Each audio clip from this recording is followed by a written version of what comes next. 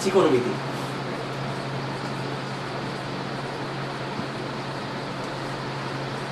আচ্ছা, ত্রিকোণমিতি যেখান থেকে মানে এলো, আর সেই ব্যাপারটা নিয়ে পড়ার জন্য একটা জিনিস আগে জানা দরকার, সেটা হচ্ছে খুব সিম্পল একটা ব্যাপার। ধরা যাক আমি বললাম যে এই যে এখানে এটা হচ্ছে আমার একটা পাসপোর্ট সাইজের ছবি, এটা হলো আমার একটা পাসপোর্ট সাইজের ছবি, আর এইটা আমারই একটা স্ট্যাম্প সাইজের ছবি।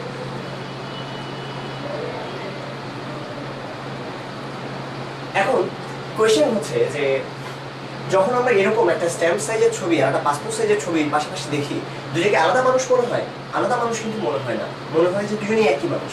এই যে একই মানুষ মনে হওয়াটা, দুজনের চেহারা একদম একই মনে হওয়াটা, এটা কেন? খেয়াল করে দেখো যে এখানে এটা যত বড় চেহারা, মানে এই মুখটা যত বড় যে সাইজের, এটা কিন্তু এক্স্যাক্টলি সেই সাইজের না, এটা ছোট সাইজ, ছোট, এবং সেটা আমার অ্যাকচুয়াল মুখের সাইজেরও সমান না। তাহলে সাইজের সমান না হলেও আমরা কিভাবে বুঝলাম যে দুইটা ছবি একই মানুষের ছবি? ম্যাথমেটিক্স কিভাবে চিন্তা করে ব্যাপারটাকে? ম্যাথমেটিক্স বলে যে ওকে, দুইটা ছবি একই ছবি, দুজন দেখতে একই রকম, এটার ম্যাথমেটিক্যাল বেস হচ্ছে, তার মানে দুইটা একেবারে একই রকম হওয়ার মানে হচ্ছে এখানে অনুপাত সমান। কিসের অনুপাত? আমি যদি ওই একই পাসপোর্ট সাইজ ছবি, যেটা পাসপোর্ট সাইজ আর স্ট্যাম্প সাইজের ছবি যদি সেম হয়, তাহলে সেই একই ছবিটার নাককে আমি যদি নাকের দৈর্ঘ্য দিয়ে ভাগ করি, আমি যদি চোখকে এই বাম চোখের দৈর্ঘ্য দিয়ে ভাগ করি, আমি যদি এই পুরা মুখটাকে এই মুখের চেহারা দিয়ে ভাগ করি, তাহলে সবসময় এই ভাগফলগুলো সেম থাকবে, অর্থাৎ অনুপাত সেম থাকবে। অর্থাৎ দুটো জিনিস দেখতে একই হওয়া, তার মানে সেখানে অনুপাতের একটা ব্যাপার আছে, যে অনুপাত সমান। দেখতে একই হওয়া মানে হচ্ছে দেখতে হুবহু একই, এটার মানে তাহলে অনুপাতগুলো সমান, বাহুগুলার কিংবা দৈর্ঘ্যগুলোর অনুপাত সমান। যেরকম এই কথাটাকে আমরা সুন্দর করে একটা উপপাদ্যের মাধ্যমে পড়ছিলাম, সেটা এরকম যে দুইটা সদৃশ ত্রিভুজের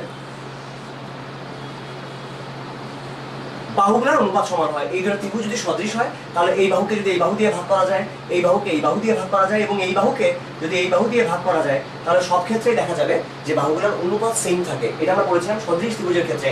এখন শব্দটাকে আমি আরেকবার পড়ে শোনাচ্ছি। সদৃশ ত্রিভুজ, সদৃশ মানে কি? সদৃশ মানে হচ্ছে দেখতে একই।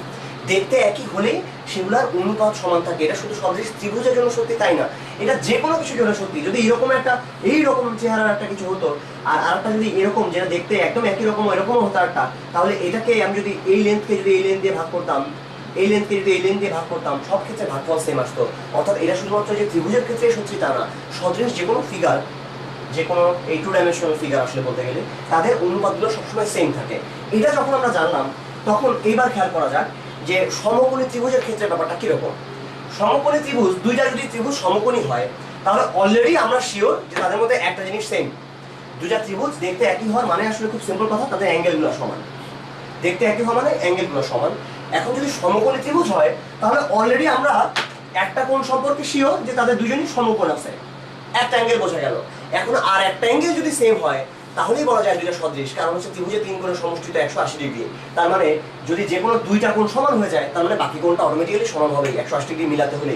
তার মানে এখন আর যদি একটা অ্যাঙ্গেল সমান হয়ে যায়, জাস্ট ধরা যাক এই অ্যাঙ্গেলটা সমান হয়ে গেছে, এটা তো আগে থেকে সমান ছিল, তাহলে বাকি অ্যাঙ্গেলটাও সমান হতে বাধ্য, এবং আমরা বলতে পারবো যে এই দুইটা ত্রিভুজ এরা সদৃশ। অর্থাৎ দুইটা সমকোণী ত্রিভুজ সদৃশ হবে কিনা সেটা ডিপেন্ড করে আর জাস্ট একটা কোণের উপরে, আর একটা কোণ সমান হলে সেটা হয়ে যাবে। তাহলে আমরা আরেকবার কথাটা বলছি, এই কথাটা অনেক গুরুত্বপূর্ণ, যে দুইটা সমকোণী ত্রিভুজ সদৃশ হবে কিনা এটা ডিপেন্ড করে জাস্ট একটা মাত্র অ্যাঙ্গেলের উপরে। ধরা যাক এই একটা ত্রিভুজ, এই একটা ত্রিভুজ, তার মানে এই দুটো যেহেতু অ্যাঙ্গেল সেম, তাহলে এই দুটো সমকোণী ত্রিভুজ হবে সদৃশ। এবং সদৃশ ত্রিভুজের ক্ষেত্রে বাহুগুলোর অনুপাত সমান থাকে। আচ্ছা, তার মানে এ বি সি, এটাকে যদি A dash B dash C dash বলি, বাহুগুলোর অনুপাত যেহেতু সমান থাকে, তাহলে আমি শিওর বলতে পারবো যে আমি যদি এই বড় এ বি কে যদি এ ড্যাশ বি ড্যাশ দিয়ে ভাগ করি, আর আমি যদি এই B C K B dash C dash দিয়ে ভাগ করি, তাহলে এই জিনিসটা সেম থাকবে। এটা থেকে আরেকটা ব্যাপারও বলা যায়, তার মানে হচ্ছে এবি বাই বিসি এটা equal to A dash B dash by B dash C dash. আমি যেটা করলাম জাস্ট এটা ম্যাথমেটিক্যালি খুব সিম্পল কথা, যে আমি এই পাশে একান্তর করে ফেললাম, বাট যেটা পাওয়া গেল সেই কথাটা আরো ভ্যালুয়েবল আসলে। এটা মানে হচ্ছে যে তার মানে একটা সমকোণী ত্রিভুজে যদি দুইটা কোণ সমান থাকে, তাহলে ওই ত্রিভুজগুলা দেখো এই এ বি আর বিসির অনুপাত এই ত্রিভুজেও যা হবে, এই ত্রিভুজেও এ ড্যাশ বি ড্যাশ আর বি ড্যাশ সি ড্যাশ এদের অনুপাতটা কিন্তু সেম থাকতেছে। তার মানে কোণ যদি সমান হয়ে যায়, তখন এদের নিজেদের মধ্যে বাহুগুলোর অনুপাত সব জায়গাতে সেম। অর্থাৎ আমি যদি জাস্ট খালি কোনটা কোনো মতে জানি, কোন জানলেই বলতে পারবো যে এই দুটার অনুপাত কত হবে। কারণ এটা কত বড় ত্রিভুজ তার উপর জিনিসটা ডিপেন্ড করতেছে না। এটা যদি আরো বড় ত্রিভুজ হতো, এত বড় ত্রিভুজ হতো, তখন এই বাহু আর এই বাহুর অনুপাতটা সমানই থাকতো। অর্থাৎ এই পুরা জিনিসটা, এই অনুপাত এটা সমান থাকবে কিনা এটা ডিপেন্ড করে জাস্ট একটা মাত্র অ্যাঙ্গেলের উপরে। তার মানে এই অনুপাতটা অ্যাঙ্গেলের একটা ফাংশন। অ্যাঙ্গেলের সাথে সাথে এই অনুপাতটা আসলে চেঞ্জ হয়, এই অ্যাঙ্গেলটার উপরে জিনিসটা ডিপেন্ড করে। তাহলে যেহেতু এটা আমরা শুধুমাত্র অতিভুজ, আর এটা আমি যদি ভূমি বলি মানে এই সংলগ্ন বাহুটা, এর জন্য যেহেতু সত্যি, তার মানে বাকিগুলোর জন্য আসলে আলটিমেটলি সত্যি হবেই। বাকিগুলো তো আলাদা কোনো ব্যাপার না। সো এই এবি আর এসির জন্য এটা সত্যি হবে। আমি বিসি বাই এবি এটা ইকুয়াল টু অবশ্যই B dash C dash by A dash B dash এটাও হবে। তার মানে এই অনুপাতগুলা এগুলো সবমাত্র ডিপেন্ড করতেছে একটা মাত্র অ্যাঙ্গেলের উপরে। আমরা এই জিনিসটা যখন ফিল করলাম তখন জাস্ট এটাকে এভাবে বললাম যে ঠিক আছে, তাহলে অনুপাতগুলা এটা অ্যাঙ্গেলের একটা ফাংশন। এখন কত রকম অনুপাত হতে পারে সেটা অনুসারে আমরা এক একটা ফাংশনের নামকরণ করলাম। এ বি সি, এখানে দুইটা করে কত রকম অনুপাত পাওয়া যেতে পারে। আমি এটা পাবো যে ওকে এ বি বাই এসি একটা হবে, এ বি বাই বিসি একটা হবে, এমন করে এসি বাই বিসি একটা পাওয়া যাবে। আবার এদের উল্টাগুলো পাওয়া যাবে, অর্থাৎ এসি বাই এবি একটা পাওয়া যাবে, বিসি বাই এবি একটা পাওয়া যাবে, আবার বিসি বাই এসিও একটা পাওয়া যাবে। এদের প্রত্যেককে আমরা এক একটা নাম দিয়েছি। আমরা বলেছি যে ওকে এবি বাই এসি এটা হচ্ছে, আমি যদি বলি এটাকে অতিভুজ, আমরা ধরছি শুধুমাত্র এই একটা অ্যাঙ্গেলের উপরে। আমরা শুধুমাত্র বললাম যে এটা একটা অ্যাঙ্গেলের উপর ডিপেন্ডেন্ট। আচ্ছা, সো এটা হচ্ছে থেটা, এবি বাই এসি। এটাকে তখন এই থেটা যদি থেটা হয়, আমরা এই কোণের বিপরীতটাকে বলে লম্ব। দেন এটা বলতে পারবো যে হ্যাঁ ঠিক আছে, এবি বাই এসি এটা হচ্ছে অতিভুজ বাই লম্ব, এটার মান হলো কোসেক থেটা। এমন করে প্রত্যেকটার একটা নাম দেওয়া হয়েছে, একটা কোসেক, একটা সাইন, একটা কজ, এমন করে ট্যান, কট, এগুলো সব কিছু আছে। এখন যেই ব্যাপারটা ইম্পর্টেন্ট সেটা হচ্ছে তার মানে এরা অ্যাঙ্গেলের একটা ফাংশন। তার মানে আমি জাস্ট অ্যাঙ্গেলটা জানলেই বলে দিতে পারবো এই ত্রিভুজটা কিরকম দেখতে। একটা সমকোণী ত্রিভুজে আমি যদি একটা অ্যাঙ্গেল জানি, তাহলে এটা দেখতে এক্স্যাক্টলি কিরকম, মানে কোন বাহুগুলোর অনুপাতগুলো কিরকম হবে সেগুলো সম্পর্কে আমি জানি। যেমন আমি যদি জানি একটা অ্যাঙ্গেল যদি 30 ডিগ্রি হয়, সাইন 30 ডিগ্রি আমাকে কি বলে, সাইন 30 ডিগ্রি বলে এটা হচ্ছে হাফ। এর মানে হলো সেই ত্রিভুজে লম্ব আর অতিভুজের অনুপাতটা আমি জানি, লম্ব অবশ্যই অতিভুজের অর্ধেক হবে। এটা দেখলেই বোঝা যাচ্ছে। তার মানে এই একটা অ্যাঙ্গেল যদি 30 ডিগ্রি হয়, আমি শিওর 30 ডিগ্রি হলে এই পুরোটার অর্ধেক হবে। হ্যাঁ, এই অংশটার অর্ধেক হবে, এটা হবেই। আমরা একটুকু দুম করে বলে ফেলতে পারি, কারণ অনুপাতটা আমাদের জানা আছে। এটা যত বড় ত্রিভুজই হোক না কেন, এটা যদি সাইন 30 ডিগ্রি হয় তাহলে সবসময় এটার অর্ধেক হবে এই লম্বটা। আচ্ছা, দেন এখন এই পর্যন্ত তো ভালোই ছিল। সো আমরা যখন এই থেটাগুলো দিয়ে সংজ্ঞায়িত করলাম সাইন থেটা, এই পর্যন্ত খুবই সুন্দর ছিল, লম্ব বাই অতিভুজ। এই যে সংজ্ঞাটা তখনই সত্যি যখন থেটাটার মান একটা সূক্ষ্ম কোণ। এই পর্যন্ত ভালোই ছিল। সমস্যা হচ্ছে যে দুনিয়াতে তো আর শুধুমাত্র সূক্ষ্ম কোণই নাই, অনেক রকম কোণ আছে। এবং যখন ত্রিকোণমিতিকভাবে আমি চিন্তা করছি তখন কোণ আসলে বহু রকম, মানে কোণ অনেক হইতে পারে, মানে এটা অসীম হইতে পারে। মাইনাস অসীম থেকে প্লাস অসীম পর্যন্ত সব রকম কোণ আসলে এখানে পাওয়া যেতে পারে। যেরকম আমি যদি এরকম করে বলি যে এটা একটা পোল, খুঁটি বা একটা বিন্দু, আর এটা একটা রেখা, এই রেখাটা স্থির রেখা। এটাকে কেন্দ্র করে, এই পোলটাকে কেন্দ্র করে আরেকটা রেখা আছে যেটা ঘুরতে পারে, একটা ঘূর্ণায়মান রেখা। এটা তো ফিক্সড, এর থেকে এটা যখন ঘুরতে পারে। আচ্ছা, ঘুরলে এই যে ডিফ্লেকশনটা কতটুকু পরিমাণে সরে গেল, এটা মেজার করার নিয়মকে আমরা বলি কোণ। যে এগুলো হচ্ছে এক একটা অ্যাঙ্গেল, এর মেজারমেন্টটাকে। আচ্ছা, মানে আসলে কোণ বলতে এই জিনিসটাকে বোঝায়। আর কোণের পরিমাপ হচ্ছে মেজারমেন্টের, মানে অ্যাঙ্গেল অফ মেজারমেন্ট, মানে মেজারমেন্ট অফ অ্যাঙ্গেল এরকম বলতে পারি। আচ্ছা, এখানে এখন আমরা দেখি যে তাহলে এটা যদি একটা অ্যাঙ্গেল হয় থেটা, এটাকে আমরা বলি পজিটিভ কোণ, কারণ এটা ঘড়ি কাঁটার বিপরীত দিকে ঘুরেছে। আচ্ছা, ঠিক একইভাবে যদি ঘড়ি কাঁটার দিকের দিকে যায় তাহলে আমরা এটা বলি নেগেটিভ কোণ। আচ্ছা, এটারও আসলে কারণটা অনেক, এগুলো সবই আসলে কনভেনশন। আচ্ছা, ম্যাথমেটিক্সে কনভেনশন জিনিসটা আমরা অনেক ব্যবহার করি, বা রীতি, এটা একটু বলে ফেলা যাক। কনভেনশন জিনিসটা আসলে বলতে কি বোঝায়? মেনলি আইডিয়াটা খুব সিম্পল। ধরা যাক এটা একটা বাস্তব সংখ্যা রেখা, এদিকে 1 2 3 4 এমন করে প্লাস ইনফিনিটি পর্যন্ত আছে, এদিকে -1 -2 -3 এমন করে মাইনাস ইনফিনিটি পর্যন্ত আছে। কেউ যদি এইদিকে পজিটিভ না চিন্তা করে এইদিকে নেগেটিভ চিন্তা করতো, আমাদের হিসাবের দুনিয়ায় যে বিশাল বড় কোনো একটা ঝামেলা হয়ে যেত তা না, সবই ঠিক থাকতো। আসলে এমন কোনো বড় এখানে চেঞ্জ হতো না। আমি যদি ওইদিকে ধরে নিতাম, ওই দিকটাকে পজিটিভ ধরে নিতাম, মানে ওইদিকে নেগেটিভ ধরতেই হবে, এদিকে নেগেটিভ ওইদিকে পজিটিভ ধরতেই হবে, এরকম কোনো ব্যাপার ছিল না। কিন্তু সমস্যা হচ্ছে যে এক দেশের ম্যাথমেটিশিয়ান, একজন ম্যাথমেটিশিয়ান এদিকে পজিটিভ ধরলো, এদিকে নেগেটিভ ধরলো, আরেকজন ধরলো এদিকে পজিটিভ, এদিকে নেগেটিভ, এদিকে নেগেটিভ, এদিকে পজিটিভ। এমন করলে এক ধরনের দ্বন্দ্বের, দ্বিধাদ্বন্দ্বের একটা সৃষ্টি হয়। এই জন্য ম্যাথমেটিশিয়ানরা সবাই মিলে একসাথে মিলে ঠিক করলো যে ওকে আসো আজ থেকে আমরা সবাই মিলে বলি যে এই দিকটাকে আমরা সবাই পজিটিভ ধরবো, এদিকে সবাই নেগেটিভ ধরবো। এরকম করে যখন সবাই একসাথে মিলে আমরা ঠিক করে নিই, এগুলোকে বলে এক একটা কনভেনশন বা এক একটা রীতি, যে আমরা সবাই মিলে একটা জিনিস ঠিক করে নিলাম যে আজ থেকে আমরা এটা মেনে চলবো। মানে এক একজন এক একটা জিনিস করবে তা না। আমরা জেনেভা কনভেনশনের হয়তো নাম জানি অনেকে। জেনেভা কনভেনশন ছিল যে যুদ্ধ অপরাধী বা যুদ্ধবন্দীদের সাথে কেমন আচরণ করা হবে, সবাই একসাথে মিলে নিলাম যে ওকে আজ থেকে আমরা কোনো যুদ্ধবন্দীর উপর অযথা অত্যাচার করবো না, বেশি অত্যাচার করবো না।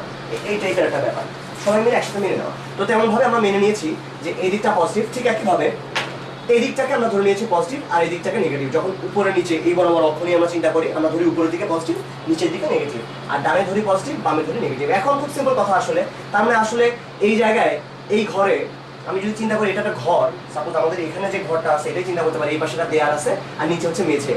তাহলে এই ঘরের মধ্যে বাস্তব অংশ যেখানে আসলে সত্যি দেখা যাচ্ছে, আমরা আসলে আছি এরকম একটা জায়গায়। এইটা ধরা যাক সেই বোর্ডটা, আমাদের যে বোর্ডে আমি লিখছি এই বোর্ডটা এইরকম জায়গা আছে, এই যে আমি লিখছি এখানে, এই যে এইখানে আমি বসে বসে লিখতেছি, এই যে ধরা যাক এটা হচ্ছে আমি বোর্ডে লিখতেছি, এটা হচ্ছে ঘরের এই পাশে দেয়ালটা আর নিচে এটা হচ্ছে মেঝে। তো এখন কথা হচ্ছে যে এই জায়গাটায় আসলে শুধুমাত্র দেখা যাচ্ছে, এই দেয়ালটা ওই পারে কি আছে সেটা আমরা নর্মালি দেখতে পারি না। যদি দেয়ালটা স্বচ্ছ আমি ধরে নিচ্ছি না, মানে এটা স্বচ্ছ না, এটা দেখা যাচ্ছে না, এই টাইপের কিছু ভাবো, তাহলে এটা একটা দেয়াল আর নিচে একটা মেঝে আছে, তাহলে এই জায়গাটাই আসলে সত্যি সত্যি আছে এরকম একটা ব্যাপার।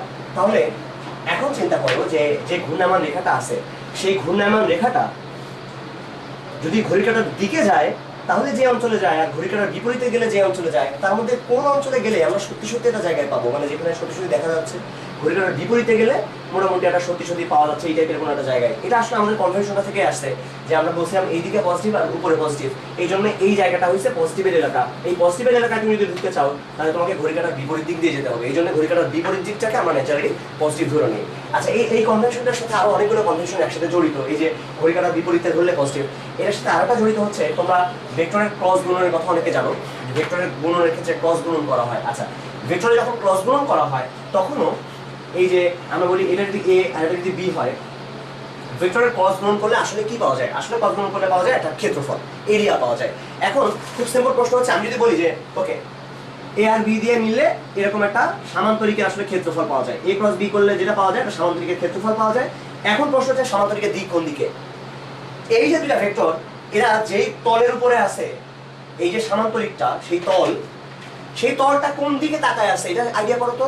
আমি যখন এরকম করে ধরে একটা আয়না, ধরে একটা আয়নাটা কোন দিকে আছে বলি, ওকে হ্যাঁ ওই দিকে আয়নাটা ধরে আছে তুমি। ওকে, আমি যখন এরকম করে ধরলাম, এখন আমরা বলি আয়নাটা ওই দিকে ধরে আছে। দেখো বারবার আমরা যে কাজটা করছি সেটা হচ্ছে এই আয়নার উপরে লম্ব বরাবর একটা দিক চিন্তা করতেছি। এটা কিন্তু খুবই সুন্দর একটা কথা যে আয়নার উপরে ধরার মানে আমি দিক যখন দেখাচ্ছি তখন দিকটা হচ্ছে তলের উপর লম্ব বরাবর। সবসময় ক্ষেত্রফল ভেক্টর যেটা হয় তার দিকটা হয়, বা তল ভেক্টর সেই দিকটা হয় তলের উপরে লম্ব বরাবর। আচ্ছা, তো তার মানে আমি যদি এরকম একটা দিক দেখাই তাহলে বুঝি যে ওকে তলটা এরকম একটা জায়গায় আছে, এর উপর লম্ব বরাবর একটা জায়গায় আছে। একটা ভেক্টর দেখালে তল বোঝা যায়। তাহলে এই জিনিসটা আসলে এখানে আমরা করি যে দেখো নর্মালি এই বোর্ডটা কোন দিকে তাকায় আছে বলে মনে হচ্ছে এই বাইরের দিকে, এই দিকে তাকায় আছে। এখন এটা না বলে এটা তো তল একটা, জাস্ট তল, এই তলটা এই দিকে তাকায় আছে নাকি পেছন দিকে তাকায় আছে এটা কিন্তু খুব সহজে বলা যায় না। যদি আয়নাটা দুই পাশেই থাকতো, ধরা যাক মাঝখানে কোনো একটা জায়গায় পাড়া লাগানো আছে, দুই পাশেই আয়না, তখন এরকম করে ধরলে আয়না কোন দিকে তাকায় আছে আমরা কিভাবে বলবো? একদল বলবে যে হ্যাঁ ওইদিকে তাকায়, আর দল বলবে এইদিকে তাকায়। অর্থাৎ এই লম্বটা কিন্তু ওইদিকেও হতে পারে, ভেতর দিকেও হতে পারে, দুই দিকে। এখানে একটা ঝামেলা তৈরি হয়ে যাচ্ছে। সেই সময়ে নর্মাল কোনটা মনে হয়, মানে খুব স্বাভাবিকভাবে কোনটা মনে হয় যে এই বোর্ডটা কোন দিকে তাকায় আছে, পেছন দিকে? এটা কিন্তু মনে হয় না, মনে হয় যে সামনের দিকে। এই মনে হওয়াটাও এটাও আসলে আমাদের এই স্ক্রু নিয়মের রীতিটা, যে আমি যদি এখন বলি যে বি ক্রস এ, সাপোজ বি ক্রস এ, তখন দেখা যাবে আমরা যাচ্ছি ঘড়ির কাঁটার বিপরীতে। এইবার তাহলে আমরা ঠিক দিকে, পজিটিভ দিকে আমরা দিকটা চিন্তা করবো। ওকে, বি ক্রস এ করলে ঘড়ির কাঁটার বিপরীত, এই যে ঘড়ির কাঁটার কথা বলছিলাম, ঘড়ির কাঁটার বিপরীতে গেলে পজিটিভ কোণ ধরা হয়, এখানে এক্স্যাক্টলি তাই। ঘড়ির কাঁটার বিপরীতে যখন চিন্তা করি তখন চিন্তা করি যে ওকে তাহলে সামনের দিকে আমরা তখন কোণটাকে নেব, যে ওকে এই দিকে আবার তাকায় আছে। যদি ঘড়ির কাঁটার দিকে চিন্তা করতাম তখন নেগেটিভ জিনিসটা ভাবার চেষ্টা করতাম যে ওকে এটা তো স্বাভাবিক, মানে এইদিকে তাকায় আছে বোর্ডটা, তাহলে বোর্ড তাকায় নাই কোন দিকে? পেছন দিকে। দিক কিন্তু দুই দিকেই হতে পারে, আমরা জানি তলের দিক দুই রকম। এরকম ভাবে চিন্তা করলে এদিকে হতে পারে, এদিকে হতে পারে। তো কোনটাকে নেব এটাকে এই অ্যাঙ্গেল দিয়ে চিন্তা করা যায়। ঘড়ির কাঁটার বিপরীতে হলে ঠিক দিকে, অর্থাৎ আমার দিকে তাকায় আছে, ফাইন, আমি এইদিকে চিন্তা করবো। ঘড়ির কাঁটার দিকে হলে ওই দিক বরাবর চিন্তা করবো। যাই হোক, আমরা এটা নিয়ে না বলি, আমরা এখন বরং যেটা করার চেষ্টা করবো সেটা হচ্ছে আবার আমরা ত্রিকোণমিতিতে ফিরে যাচ্ছি। সাইন থিটা ইকুয়াল টু লম্ব বাই অতিভুজ। এটা কখন? যদি থিটা একটা সূক্ষ্মকোণ হয়, কিন্তু কোণ তো সূক্ষ্মকোণ ছাড়া অন্য কিছু হতে পারে। তখন কি হবে? তখন এটাকে একটু নিজের মতো করে ডিফাইন করা যাক। তখন আমরা লম্ব বাই অতিভুজ বলবো, বাট তখনকার লম্ব আর তখনকার অতিভুজটা একটু আলাদা ডাইমেনশনের হবে, আলাদা রকম হবে আসলে। আচ্ছা, সেটা কি রকম? আচ্ছা, আমি দুইটা কথা আগে বলে নিই যে ধরা যাক একটা বিন্দু আমাদের একটা 2 ডাইমেনশনাল স্পেসে আছে, 2 4 একটা বিন্দু, ধরো এটা হচ্ছে 2 4 বিন্দুটা। কারণ 2 4 বিন্দুটা যদি এখানে হয়, তার মানে সে এদিক বরাবর 2 ঘর আছে, উপর বরাবর 4 ঘর আছে। দুইটা ব্যাপার নিয়ে আমরা এখানে কাজ করেছি, একটা হচ্ছে ডানে আর একটা হলো উপরে। আমি এই দুটো শব্দ এখন বারবার বলতে চেষ্টা করব, ডানে আর উপরে। যখনই একটা ভুজকটি আসলে লেখা হয়, তখন দেখা হয় এই যে অংশটা, এই যে দেয়ালটা, এই দেয়াল থেকে কতখানি ডানে আছে, এটা কিন্তু 2 ঘর আসলে, এই দেয়াল থেকে সে 2 ঘর ডানে আছে, এবং এই মাটি থেকে কতখানি উপরে আছে। দেয়াল আর মাটি দুইটা জিনিস নিয়ে আমি বলছি, দেয়াল থেকে কতখানি ডানে আছে এবং কতটুকু উপরে আছে। ডানে উপরে, ডানে উপরে, এই দুটো শব্দ নিয়ে আমরা বারবার চিন্তা করি। এবং যখন আমরা বলি -2 4, তাহলে -2 ঘর ডানে আছে, তার মানে আমরা বুঝে যাই যে আসলে সে ডানে নাই, সে কোন দিকে আছে? বাম পাশে আছে। ওকে, তার মানে এইদিকে গেলে তখন বলি যে ওকে -2 ঘর হচ্ছে এই পাশে। আচ্ছা, ভালো কথা, এই মোটামুটি একটা আইডিয়া। তাহলে আমি যখন বলি -4 পরিমাণে ডানে আছে, তখন আমরা বুঝি যে বামে আছে। -4 পরিমাণে উপরে আছে বললে নিচে বুঝি। ওকে, দেন এইটুকু যখন আমরা জানি, এবার আমি আমার মতো করে সংজ্ঞায়িত করি সাইন থিটাকে। আমার কাছে সাইন থিটা হচ্ছে ওই যে লম্ব বাই অতিভুজ ছিল, এটা কি আমার কাছে? এটা হচ্ছে উপরে বাই লাঠি। উপরে কি জিনিস, লাঠি কি জিনিস ব্যাখ্যা করা দরকার। ওকে, আসলে ব্যাখ্যা করি। এই পয়েন্টের চারপাশ দিয়ে এটা ঘুরতেছে, এই যে এমন করে ঘুরতেছে, এই যে এইভাবে এই পুরো এই জিনিসটা ঘুরতেছে, ঘূর্ণায়মান রেখাটা। সে যখন এতটুকু ঘুরে আসলো, এটা একটা লাঠি, এটা মনে করো একটা মাটি, এটা হচ্ছে একটা লাঠি। এই লাঠিটা ঘুরতেছে এরকম করে, লাঠির দৈর্ঘ্য চেঞ্জ হচ্ছে না। দেখো, যখন সে এরকম একটা পজিশনে গেল, তখন তার অ্যাঙ্গেল তৈরি হলো থিটা। আমি বলছি সাইন থিটা ইকুয়াল টু উপরে, উপরে মানে হচ্ছে এই এতখানি, কতখানি এই লাঠির মাথাটা, এই যে লাঠির যে মাথাটা, সেটা মাটি থেকে কতখানি উপরে আছে, সেটা এইটা হচ্ছে উপরের পরিমাণ বাই লাঠির পরিমাণ। দেখো, আলটিমেটলি আমি লম্ব বাই অতিভুজ নিয়ে কাজ করেছি। এই পর্যন্ত লম্ব বাই অতিভুজ ঠিক আছে। তুমি এই প্রথম চতুর্ভাগের মধ্যে এটা লম্ব বাই অতিভুজ বলতে পুরোপুরি ঠিক আছে, জাস্ট লম্ব বাই অতিভুজ। ওকে, এটা লম্ব, এটা অতিভুজ। ওকে, ফাইন। সাইন থিটা তাহলে বলতে বোঝাচ্ছে লাঠি উপরে বাই লাঠি, এই কতখানি উপরে আছে বাই লাঠির দৈর্ঘ্যটা কত। লাঠির দৈর্ঘ্য এখানে কিন্তু চেঞ্জ হচ্ছে না, চেঞ্জ যেটা হচ্ছে সেটা হচ্ছে উপরের মানটা। আমি আরেকবার তাহলে বলার চেষ্টা করি আস্তে আস্তে। দেখো, একদম শুরুতে কি হচ্ছে? একদম শুরুতে এই জায়গায় লাঠিটা পড়ে আছে, সো সে মাটির সাথে মিশে আছে। আমি এখন আছি সাইন 0-তে। সাইন 0-তে এর ভ্যালুটা 0, কারণ হচ্ছে উপরের মানটা 0। তিনটা জিনিস একসাথে দেখার চেষ্টা করো, এটা এটা এটা এটা। আচ্ছা, তিনটা চারটা হয়ে গেল। ওকে, সাইন 0 সময় উপরের মানটা হচ্ছে 0, তার মানে সাইন 0 মান হবে 0। দেন আস্তে আস্তে সাইনের পরিমাপ, যখন এই অ্যাঙ্গেলের পরিমাপ বাড়ছে, খেয়াল করে দেখো, এই মাথাটা তত বেশি উপরের দিকে উঠে যাচ্ছে, তত তার উচ্চতা বেড়ে যাচ্ছে। উচ্চতা বেড়ে যাওয়া মানে সাইনের মানও আস্তে আস্তে বেড়ে যাওয়া। উচ্চতা বেড়ে যাচ্ছে, সাইনের মান বাড়ছে। আরো একটু উপরে উঠলাম, সাইনের মান আরো বাড়লো। আরো উপরে উঠলাম, সাইনের মান আরো বাড়লো। এমন করতে করতে যখন একদম লম্বা হয়ে গেছি, আমি একদম 90 ডিগ্রি অ্যাঙ্গেলে চলে আসছি, তখন উপরে যতখানি লাঠির দৈর্ঘ্য এক্স্যাক্টলি ততখানি। উপরে যতখানি, এইটাই তো লাঠির দৈর্ঘ্য, তার মানে উপরে বাই লাঠি, এটার ভ্যালু হয়ে যাচ্ছে 1। এই পজিশনে গিয়ে সাইনের মান সবচেয়ে বেশি হয় 1। দেন এরপরে আমার এই সাইনের ভ্যালু কিন্তু আবার কমতে শুরু করবে, কারণ উচ্চতার মানটা কমছে। এটা খেয়াল করো, উচ্চতা এখানে যা ছিল, এখানে কিন্তু উচ্চতার মান তা নাই, আস্তে আস্তে উচ্চতার মানটা কমছে। দেখো, এখানে উপরের ব্যাপারটাই কিন্তু আসলে ভ্যারি করে, লাঠির মানটা তেমন ভ্যারি করে না। তার মানে আস্তে আস্তে আস্তে আস্তে মানগুলা আরেকবার এইভাবে চেঞ্জ হতে থাকবে, আস্তে আস্তে আবার কমতে থাকবে, কমতে কমতে কমতে কমতে কমতে কমতে কমতে কমতে যখন তুমি 180-তে পৌঁছে গেছো, তখন এর ভ্যালু আবার 0 হয়ে গেছে। কারণ কি? কারণ উপরে কিছু নাই তো, এখানে উপরে বলে কিছু নাই। তারপরে কি হবে? ওকে, তারপরে যেটা হচ্ছে, এটার পরে সে আসলে উপরে নাই, সে নিচে চলে গেছে। আসলে সাইন 180 থেকে এর মান 0, কারণ সে একদম সমান হয়ে এসেছিল মাটির সাথে। তারপর তো উপরে তো নাই, বরং নিচে, ফলে সাইনের ভ্যালুটা নেগেটিভ হতে শুরু করবে। অর্থাৎ 180 পর থেকে এটা নেগেটিভ হতে শুরু করলো, করতে করতে এইখানে গিয়ে তার নেগেটিভ সবচেয়ে বেশি হবে। এরপর আস্তে আস্তে আবার নেগেটিভ কমতে কমতে এখানে গিয়ে 0 হবে। খেয়াল করে দেখো, এই 2 ঘরে সাইন আসলেই বস্তুটা উপরে ছিল, এই 2 ঘরে বস্তুটা আসলে উপরে ছিল, এই কারণে সাইন এই 2 ঘরে পজিটিভ। সাইন এই 2টা ঘরে নিঃসন্দেহে পজিটিভ। আর বাকি যে 2টা ঘর, সেখানে তো সে নিচে ছিল, অতএব সাইনের মান ওই 2 ঘরে নেগেটিভ হবে। এখন আরো ফিল করার চেষ্টা করো, আমরা একটা কথা বলি মাঝে মধ্যে, sine 180 minus theta equal to sine theta. এটা খুব ক্লিয়ারলি ফিল করা যায় যে এটা কি হলো আসলে sin 180 মাইনাস থিটা হলো sin থিটা, কারণ এখানে দুইটা ক্ষেত্রে উচ্চতা সমান, এটা ফিল করো। এখানে ধরো sin থিটা আছে, এই হাইটে এসে আবার পৌঁছাবে কখন, এই জায়গায় গিয়ে সে কিন্তু আবার এখানে গিয়ে একই হাইটে পৌঁছাবে। এখানে হাইটটা ম্যাটার করে, লাঠির দৈর্ঘ্য না। লাঠির দৈর্ঘ্য তো আমি সেম রাখছি, আমি এটাকে ঘোরাচ্ছি, একই জিনিসকে ঘোরাচ্ছি। তো এখন খেয়াল করো যে কোথায় গিয়ে এই উপরের মানটা সেম হয়ে যাবে আরেকবার, আবার এই ভ্যালুতে গিয়ে এই দুই জায়গায় সে সেম পরিমাণে উপরে আসে। এই কারণে এই অ্যাঙ্গেলগুলোতে তার মানটা সেম হবে। এটা যদি থিটা হয় তাহলে এই অ্যাঙ্গেলটা তখন থিটা।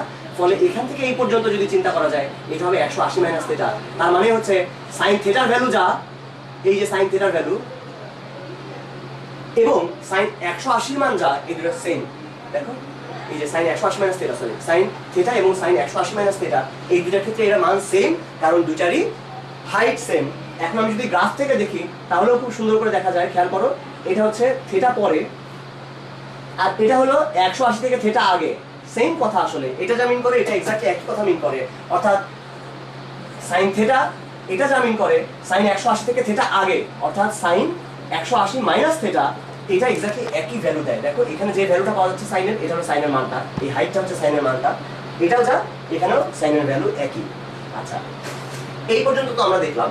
আচ্ছা, এটা থেকেই তাহলে এখন আরো কিছু কথা বলে নিই, তারপর আমরা কজে ঢুকবো আস্তে আস্তে। আচ্ছা, এটা কেন বলছি, কারণ একটু পরে আমাদের এই জিনিসগুলোর উপরে সমস্ত কিছু দাঁড়িয়ে আছে, এই আইডিয়াগুলোর উপরে সমস্ত কিছু। সো সাইন কোন কোন জায়গায় পজিটিভ আমরা দেখলাম। সাইন পজিটিভ হচ্ছে এই জায়গায় আর এই জায়গায়, নিচের গুলোতে পজিটিভ না, কারণ সে নেগেটিভ। আচ্ছা ওকে, কারণ হচ্ছে সে মাটির নিচে। এখন আমরা কজ নিয়ে একটু চিন্তা করে নিই, তারপরে আমরা এই জায়গায় আবার ফিরে আসবো। ইনফ্যাক্ট এটা খুব জরুরি একটা জিনিস। কজ কজ থিটা আমার কাছে কি, আমি বলেছিলাম যে দুইটা গুরুত্বপূর্ণ ব্যাপার আছে, একটা হচ্ছে ডানে আর একটা হলো উপরে। উপরেটা নিয়ে তো অলরেডি কাজ করে ফেলেছে, অনেক কথা বলে ফেলেছে। ওকে, এইবার একটু ডানের পার্টটা নিয়ে কাজ করা যাক। কজ হচ্ছে সেই ডানে নিয়ে কাজ করে, কজ মানে হচ্ছে ডানে বাই লাঠি। এখন আমরা দেখার চেষ্টা করি ফার্স্ট কোয়াড্রেন্টে যখন এই লাঠিটা ঘুরে এতখানি গেছে, থিটা কোণ তৈরি হয়েছে, সেই অবস্থায় এই ডানে বলতে আমি বোঝাচ্ছি এই যে দাগ, এই যে আমাদের দেয়ালটা, দেয়াল থেকে কতখানি সে ডানে আছে, এই অংশটুকু বাই লাঠির দৈর্ঘ্য বা এইটুকু বাই লাঠির দৈর্ঘ্য, এটাই কিন্তু কজ। আমরা জানি এটাই হচ্ছে ভূমি বাই অতিভুজ, ভূমি বাই অতিভুজ। ওকে, তার মানে এটা বাই এই অংশটুকু, এটা হচ্ছে কজের ভ্যালু। দেন এখন কজ গুলো কিরকম ভাবে হবে আস্তে আস্তে আমরা এখন চিন্তাগুলো করি। কজ খেয়াল করে দেখো যে কজ থিটা যখন একদম জিরোতে আছে, কজ জিরো, তখনই সে সবচেয়ে বেশি ডানে আছে, একদম এই পয়েন্ট থেকে সবচেয়ে যতখানি ডানে থাকা সম্ভব, অর্থাৎ ডানে বাই লাঠি, ডানে যা লাঠি দৈর্ঘ্য সমান, ডানে আর লাঠি দুইটার মান যদি সেম হয়ে যায়, কজের মান সেখানে 1। এই যে একদম শুরুতেই সে 1 হয়ে আছে, সবচেয়ে বেশি হয়ে আছে। দেন আস্তে আস্তে যত তুমি অ্যাঙ্গেল বাড়াচ্ছ, তার কিন্তু ডানে থাকার পরিমাণটা কমছে, দেখো আর বেশি ডানে নাই। অর্থাৎ প্রথমে 1 ছিল, আস্তে আস্তে মানটা কমছে, এখন কমতে কমতে কমতে কমতে আরেকটু গেল, মান আরো কমছে, আরো গেল, মান আরো কমছে, কমতে কমতে যখন একদম 90তে পৌঁছে গেল বেচারা, তখন পুরো জিরো। 90তে যখন পৌঁছে গেল তখন সাইন এই কজের ভ্যালু জিরো আসলে, কারণ সে আর কোনো ডানে নাই, এই দাগের সাথে মিলে গেছে, সে আর এক ফোঁটাও ডানে নাই। আর তারপরে হচ্ছে আরো খারাপ, কারণ আগে তো তাও কোনো মতে ডানে ছিল একটু একটু, এখন ডানে ছিল না, জিরো। এবার সে ডানে নাই, সে এখন বামে চলে গেছে। বামে যাওয়ার মানে হচ্ছে ডানের পরিমাণ নেগেটিভ, বামে যাওয়ার মানে হলো ডানের পরিমাণ নেগেটিভ। দ্যাট মিন্স কজের মান এখন থেকে নেগেটিভ হতে শুরু হবে। এই পাশে কজের মান নেগেটিভ, এই যে কজের মান নেগেটিভ হচ্ছে, এখানে কজের মান আরো নেগেটিভ হচ্ছে। এমন হতে হতে যখন এই পজিশনে পৌঁছে যাবে 180তে, তখন দেখো তার ব্যাপারটা এরকম যে সে লাঠির দৈর্ঘ্যের সমান বামে আছে, আসলে লাঠির দৈর্ঘ্যের সমান বামে আছে। অর্থাৎ এটাকে এইভাবে চিন্তা করা যায় যে ওকে, এই ডানে বাই লাঠি মানে হচ্ছে মাইনাস লাঠি বাই লাঠি, কারণ লাঠির দৈর্ঘ্যের সমান, সে ডানে নাই, এই কারণে মাইনাস বসেছি, আর লাঠির দৈর্ঘ্যের সমান তো, অর্থাৎ এই জায়গায় গিয়ে 180তে গিয়ে কজ 180 মান হবে -1, সে এই জায়গায় গিয়ে পৌঁছাবে, এটা হচ্ছে -1। এখন খেয়াল করো, খুব সিম্পল কথা হচ্ছে সে ডানে কোন কোন ঘরে আছে, আসলেই কোন কোন ঘরে ডানে আছে। এই যে দেয়ালটা দেখা যাচ্ছে, এই দেয়ালের এই সাইডে, এই ডান পাশের সাইডে সে আসলে ডানে আছে, এই ঘরগুলোতে সে ডানে আছে, তার মানে কজ এই দুই ঘরে পজিটিভ হবে আর এই দুই ঘরে নেগেটিভ। সিম্পল কথা, কারণ বাম পাশে আছে, সো এই দুই ঘরে কজের মানটা নেগেটিভ। আচ্ছা, এবং জাস্ট এইটা খেয়াল করে দেখো, এটা খুবই মজার যে এইখানে অর্থাৎ এই থিটাতে যে অ্যাঙ্গেল, থিটা অ্যাঙ্গেলের সময় সে যতখানি ডানে আছে, এই মাইনাস থিটা অ্যাঙ্গেলের সময় সে এক্স্যাক্টলি ততখানি কি ডানে আছে। আসলে এই যে এই পরিমাণে সে ডানে আছে, সে একই পরিমাণে ডানে আছে, সত্যি সত্যি সে ডানেই আছে। তার মানে নিশ্চয়ই কস থিটা আর কস মাইনাস থিটা এই দুটো সমান হবেই আসলে, কারণ লাঠির পরিমাণ তো সব জায়গাতে সেম, লাঠি চেঞ্জ হচ্ছে না, এখানে ডানের পরিমাণটা নেই ঝামেলা। So cos theta equal to cos minus theta. এবং তোমরা আরো ক্লিয়ারলি বুঝবা যে তাহলে নিশ্চয়ই এখানে যে অ্যাঙ্গেলটা ধরো এই একটু যদি থিটা নিতাম আমি, সেই জায়গায় এখানটা মাইনাস আসতো, কারণ এটা বাম দিকে আছে। এই অ্যাঙ্গেলটা কত? কস 180 মাইনাস থিটা আসলে তখন, কারণ এটা যদি থিটা হয় আমার সমস্ত অ্যাঙ্গেল আসলে গোনা শুরু হয় এখান থেকে। আমি এই জায়গা থেকে যাত্রা শুরু করছি, সো এখান থেকে এই পর্যন্ত এই অ্যাঙ্গেলটা হবে 180 মাইনাস থিটা। এটা নিঃসন্দেহে কস মাইনাস কস থিটা হবে, কারণ সেটা এই বাম দিকে আছে, সে ডান দিকে আসলে নাই। আচ্ছা যাই হোক, তাহলে কস কোন কোন ঘরে পজিটিভ পাওয়া গেল? খুব সিম্পল কথা, আসলে যে পাশে ডানে আছে এই দুই ঘরে ডানে আছে। সাইন কোথায় কোথায় পজিটিভ পাওয়া গেছে? আসলে যেখানে উপরে আছে, অর্থাৎ উপরে দুই ঘরে, এই দুই ঘরে সাইন পজিটিভ, এই দুই ঘরে কস পজিটিভ। আচ্ছা এবার ট্যান হচ্ছে এদের দুজনের একসাথে মিলায় একটা ফর্ম, যে ট্যান থিটা আমরা জানি লম্ব বাই ভূমি, এটাকে বলা যেতে পারে আমার ভাষায় উপরে বাই ডানে। এটা আমি খুব বর্ণনা না করি, খুব সিম্পলি বলি, এই ঘরগুলো, এই ঘরে যেটা হয়েছে সত্যি সত্যি উপরে আছে, সত্যি সত্যি ডানে আছে। দেখো আসলে সে সত্যি ডানে আছে, সত্যি উপরে। আর এই ঘরটা কাহিনী হচ্ছে সে দুটাই মিথ্যা কথা বলে, সে উপরেও নাই ডানেও নাই। দেখো সে আছে বামে এবং নিচে, তার মানে উপরের মানটাও নেগেটিভ, এখানেও নেগেটিভ, ডানেও নেগেটিভ। দুইটা একসঙ্গে যদি নেগেটিভ হয়ে যায় তাহলে নেগেটিভ নেগেটিভে কি হয়ে যাবে? মাইনাস মাইনাসে প্লাস হয়ে যাবে। অর্থাৎ এই ঘরে সে ট্যান আসলে প্লাস হয়, আবার এই ঘরেও ট্যানের মানটা প্লাসই হয়। দুই ঘরে প্লাস হয়, তবে কারণ দুইটা একরকম না। কারণ এখানে প্লাস হয় দুইটাই পজিটিভ হওয়ার কারণে, এখানে প্লাস হয় দুইটাই নেগেটিভ হওয়ার কারণে, উপরেও নেগেটিভ ডানেও নেগেটিভ, এই দুইটার কারণে। আচ্ছা ওকে, এখন আমরা এইখান থেকে আরেকটা জিনিস একটু বলি, এই যা যা এখন পর্যন্ত বলছি সেগুলো থেকে আরেকবার বলার চেষ্টা করি। সাইন, যদি সাইন থিটা সাইন আলফা সমান হয়ে যায়, তাহলে যে ধরুন করে থিটা ইকুয়াল টু আলফা, এটা আমরা কখনোই বলতে পারি না। কিরকম এটা একটু বলার চেষ্টা করি। ধরা যাক sign theta equal to half, এটা দেখলেই ছোটবেলায় ক্লাস 9 10 আমরা তাড়া করে ফেলতাম, হ্যাঁ তাহলে এটা ইকুয়াল টু সাইন 30 ডিগ্রি, তার মানে নিশ্চয়ই theta equal two 30 degree. But এই কথাটা অসম্পূর্ণ একটা কথা, এটা সত্যি কথা না। কারণ শুধুমাত্র থিটার মান 30 হলেই যে হাফ হবে তা না, আরো কোটি কোটি মান আছে যার জন্য সাইন থিটার ভ্যালু হাফ হইতে পারে। যেমন সাইন 150 এর মানও হাফ, আবার আরো যদি 360 যোগ করা যায় 410 এর মানও 510 এর মানও হাফ। তাহলে এরকম করে কত জায়গা আছে যেখানে সাইনের মান হাফ পাওয়া যাবে, কতগুলো অ্যাঙ্গেল আছে। তাহলে থিটার মান খালি 30 কেন হবে? থিটার মান তো 150 হইতে পারে, 510 হইতে পারে।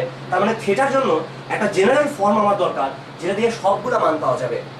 এমন একটা জেনারেল আমরা ফর্ম চাই যেটা দিয়ে সব রকম মান পাওয়া যাবে। এটা কিভাবে পাওয়া সম্ভব, এটা আমরা একটা দেখার চেষ্টা করি। আইডিয়াটা অনেক সিম্পল, আমরা দেখি সাইন থিটা কোথায় কোথায় সাইন আলফা সমান হতে পারে। আচ্ছা ওকে, খেয়াল করে দেখো, এই যে সাইন আলফা, এটা equal to sine 180 minus alpha. কারণ আমরা জানি 180 মাইনাস আলফা যদি করা যায় তাহলে এই ঘরে পৌঁছাচ্ছে, এটা সাইনের কোয়াড্রেন্টে ওকে, এটা পজিটিভ থাকবে, কোনো প্রবলেম নাই। আরো বড় কথা হচ্ছে যে এখানে সে আসলে পজিটিভ হবে, কারণ এইদিকে সে উপরে আসছে, এখানেও সে উপরে আসছে, এই দুইটা ঘরেই আসলে সাইনের একটা মান পাওয়া যাবে। সাইন হাফ, সাইন থিটার মান যদি হাফ হয় সেটা এই ঘরেও যেমন একবার পাওয়া যাবে, এই ঘরেও পাওয়া যাবে। সাইন থিটার মান যদি মাইনাস হাফ হয় সেটা যেমন এই ঘরে একবার পাওয়া যাবে, তেমন এই ঘরেও একবার পাওয়া যাবে। তো আমরা আপাতত এই ঘটনা নিয়ে চিন্তা করছি মনে করো। Sine theta equal to sine 180 minus sine alpha equal to sine 180 minus alpha বলা যায়, এটাতে কোনো প্রবলেম নাই। সেটা দুই ভাবে বলা যায়, একটা এখান থেকে আর একটা হচ্ছে এই গ্রাফ থেকে। আমরা গ্রাফ থেকেও দেখার চেষ্টা করি। তো এটা হচ্ছে এই ঘরে আছে, দেন এই ঘরটাতে আবার এটা ইকুয়াল টু 180 বলে আমরা রেডিয়ানে বলার চেষ্টা করি, সাইন পাই মাইনাস আলফা। এটা তো পাই, তাই না? এটা 0, এটা হলো পাই বাই 2, এটা পাই, এটা 3 পাই বাই 2। তারপর আবার এটাকে বলা যায় 2 পাই, এটা হচ্ছে 3 পাই, এটাকে বলা যায় 4 পাই, এটাকে বলা যায় 5 পাই। খেয়াল করে দেখো একই দাগ, এই দাগটাকে আমরা পাই, 3 পাই, 5 পাই, 7 পাই এগুলো বলতে পারি, কারণ ঘুরে ঘুরে আসলে 2 পাই করে করে ঘুরে ঘুরে আসবে। আমরা জানি পাই মানে 180 ডিগ্রি। ওকে, তাহলে এগুলো হচ্ছে 0, 2 পাই, 4 পাই, 6 পাই, এই দাগগুলো আসলে সেম দাগ। খেয়াল করো এটা ইকুয়াল টুই বলা যায় sine twice pi plus alpha. Sine pi minus alpha করলে এই ঘরে থাকে, টুয়াইস পাই প্লাস আলফা করলে ফার্স্ট কোয়াড্রেন্টে থাকে। দুইটা কোয়াড্রেন্ট আছে সাইনের, সো দুইটা কোয়াড্রেন্ট আমরা দুই জায়গায় দেখছি। তাহলে এখন দেখো আবার আমরা এখানে আরেকবার পাবো সাইন 3 পাই মাইনাস আলফা এই জায়গায়। আবার এটা equal to sine 4 pi plus alpha. আবার এটা equal to sine 5 pi minus alpha, sine 6 pi plus alpha. এই যে এখানে একবার এই ঘরে একবার এই ঘরে। এখন আমরা এটা অবজার্ভ করি, 1 pi minus alpha, 2 pi plus alpha, 3 pi minus alpha, 4 pi plus alpha, 5 pi minus alpha, 6 pi plus alpha. তার মানে বিজোড় পাই মাইনাস আলফা, জোর পাই প্লাস আলফা, এটাই হচ্ছে এখানকার মেইন আইডিয়াটা। সেটা এখান থেকেও আসলে ফিল করা যায়। দেখো এই যে সাইন আলফা, এটা কোথায় কোথায় সমান হবে, এই দাগটা এখানে গিয়ে একবার সমান হবে। এটা হচ্ছে সাইন থেটা বা সাইন আলফা, এটা হলো সাইন 180 মাইনাস আলফা একটু আগে, তারপর আবার গিয়ে সমান হবে এখানে। দেখো এই দাগটা হচ্ছে পাই, এটা হলো টোয়াইস পাই প্লাস আলফা থেকে আবার সমান হবে, আবার 3 পাই মাইনাস আলফা থেকে আরেকবার সমান হবে। এই দাগগুলোতে বারবার সাইন সমান হতে থাকবে, এখানে এখানে এখানে এখানে, আবার একটু পরে গিয়ে এখানে 4 pi plus alpha 5 pi minus alpha. এই জায়গাগুলোতে সাইনের ভ্যালু অলওয়েজ ইকুয়াল থাকে। তার মানে আমরা যেটা আইডিয়া করতে পারলাম সেটা হচ্ছে এমন কিছু একটা দরকার যেই ফাংশন দিয়ে আমি বলতে পারবো যে জোর হলেই প্লাস হয়ে যাবে, বিজোড় হলেই মাইনাস হয়ে যাবে। দেখো বিজোড় হলে মাইনাস, জোড় হলে প্লাস। সেটা কেমন, সেই জিনিসটাই হচ্ছে এরকম একটা জিনিস, n pi plus minus 1 to the power n into alpha. এটা দিয়ে এখানকার সব কথা একবারে বলে ফেলা যায়। কারণ কি, n এর মান যখন বিজোড় 5, তখন মাইনাস 1 টু দি পাওয়ার 5 হবে, এটা মাইনাস হয়ে যাবে, বিজোড় হলেই মাইনাস হয়ে যাবে। আর জোড় হলেই দেখো যখন n এর মান 2 তখন এটা প্লাস হয়ে যাবে। এটা খুব সুন্দর একটা আইডিয়া। তার মানে এটাকে একবার আমি লিখতে পারি, এই এখানে যা যা লিখছো তুমি, এই pi minus alpha, twice pi plus alpha, সবাইকে একসাথে মিলে এটা লিখে যায়, যেখানে n একটা পূর্ণ সংখ্যা, n একটা পূর্ণ সংখ্যা। আচ্ছা, এই জায়গায় তাহলে এখান থেকে আমরা বলতে পারি যে ওকে সাইন থিটা যদি সাইন আলফা হয়, তাহলে থিটা আসলে শুধুমাত্র আলফা সমান না, বরং থিটা হচ্ছে n pi plus minus n to the power minus 1 to the power n into alpha সমান। এখানে হাজার হাজার ভ্যালু আছে, n এর এক একটা মানের জন্য এক একটা এখানে ভ্যালু পাওয়া যাবে, এক একটা মানে পূর্ণ সংখ্যক মানের জন্য থিটার এক একটা মান পাওয়া সম্ভব। ঠিক একইভাবে কজের জন্য আমরা এখন চিন্তা করি, কস কোন কোন ঘরে পজিটিভ আমরা জানি, কস কোন কোন ঘরে পজিটিভ, কস দুইটা ঘরে পজিটিভ, একটা হচ্ছে এই কোয়াড্রেন্ট আর এই কোয়াড্রেন্টে। এখন cos থিটা ইকুয়াল টু যদি cos আলফা হয়, এখন আমরা দেখি cos আলফা কেমন কেমন মান আছে। cos আলফা কোথায় কোথায় পজিটিভ, এই ঘরে 2 পাই প্লাস আলফা, আবার এই ঘরে 2 পাই মাইনাস আলফা। গ্রাফে দেখি তো কি হয়, 2 pi plus alpha minus alpha কেন হলো, এই যে cos এর গ্রাফ, এটা পাই বাই 2, এটা হলো পাই, এটা হলো 3 পাই বাই 2, এটা টুয়াইস পাই। দেখো এই টুয়াইস পাই দাগটার দিকে চিন্তা করো, টুয়াইস পাই দাগের একটু পরে যা হবে, একটু আগেও ঠিক তাই হবে, ওই দাগটার সাপেক্ষে এই গ্রাফটা সিমেট্রিক, উপর দিয়ে নিয়ে এইভাবে চলে আসছে। সো টুয়াইস পাই একটু পরে, এখানে কজের যা মান একটু আগেও একই মান। আবার গিয়ে দেখো ওই 4 পাইয়ের দাগে গিয়ে চিন্তা করো, দেখো এখানে এক্স্যাক্টলি যে ঘটনা ঘটতেছে। আবার যখন আমি 2 পাই পার হয়ে আসবো, আসলে 180 ডিগ্রি পার হয়ে আসবো, 360 ডিগ্রি যখন পার হয়ে আসবো, হয়ে যাবে তখন 4 পাই।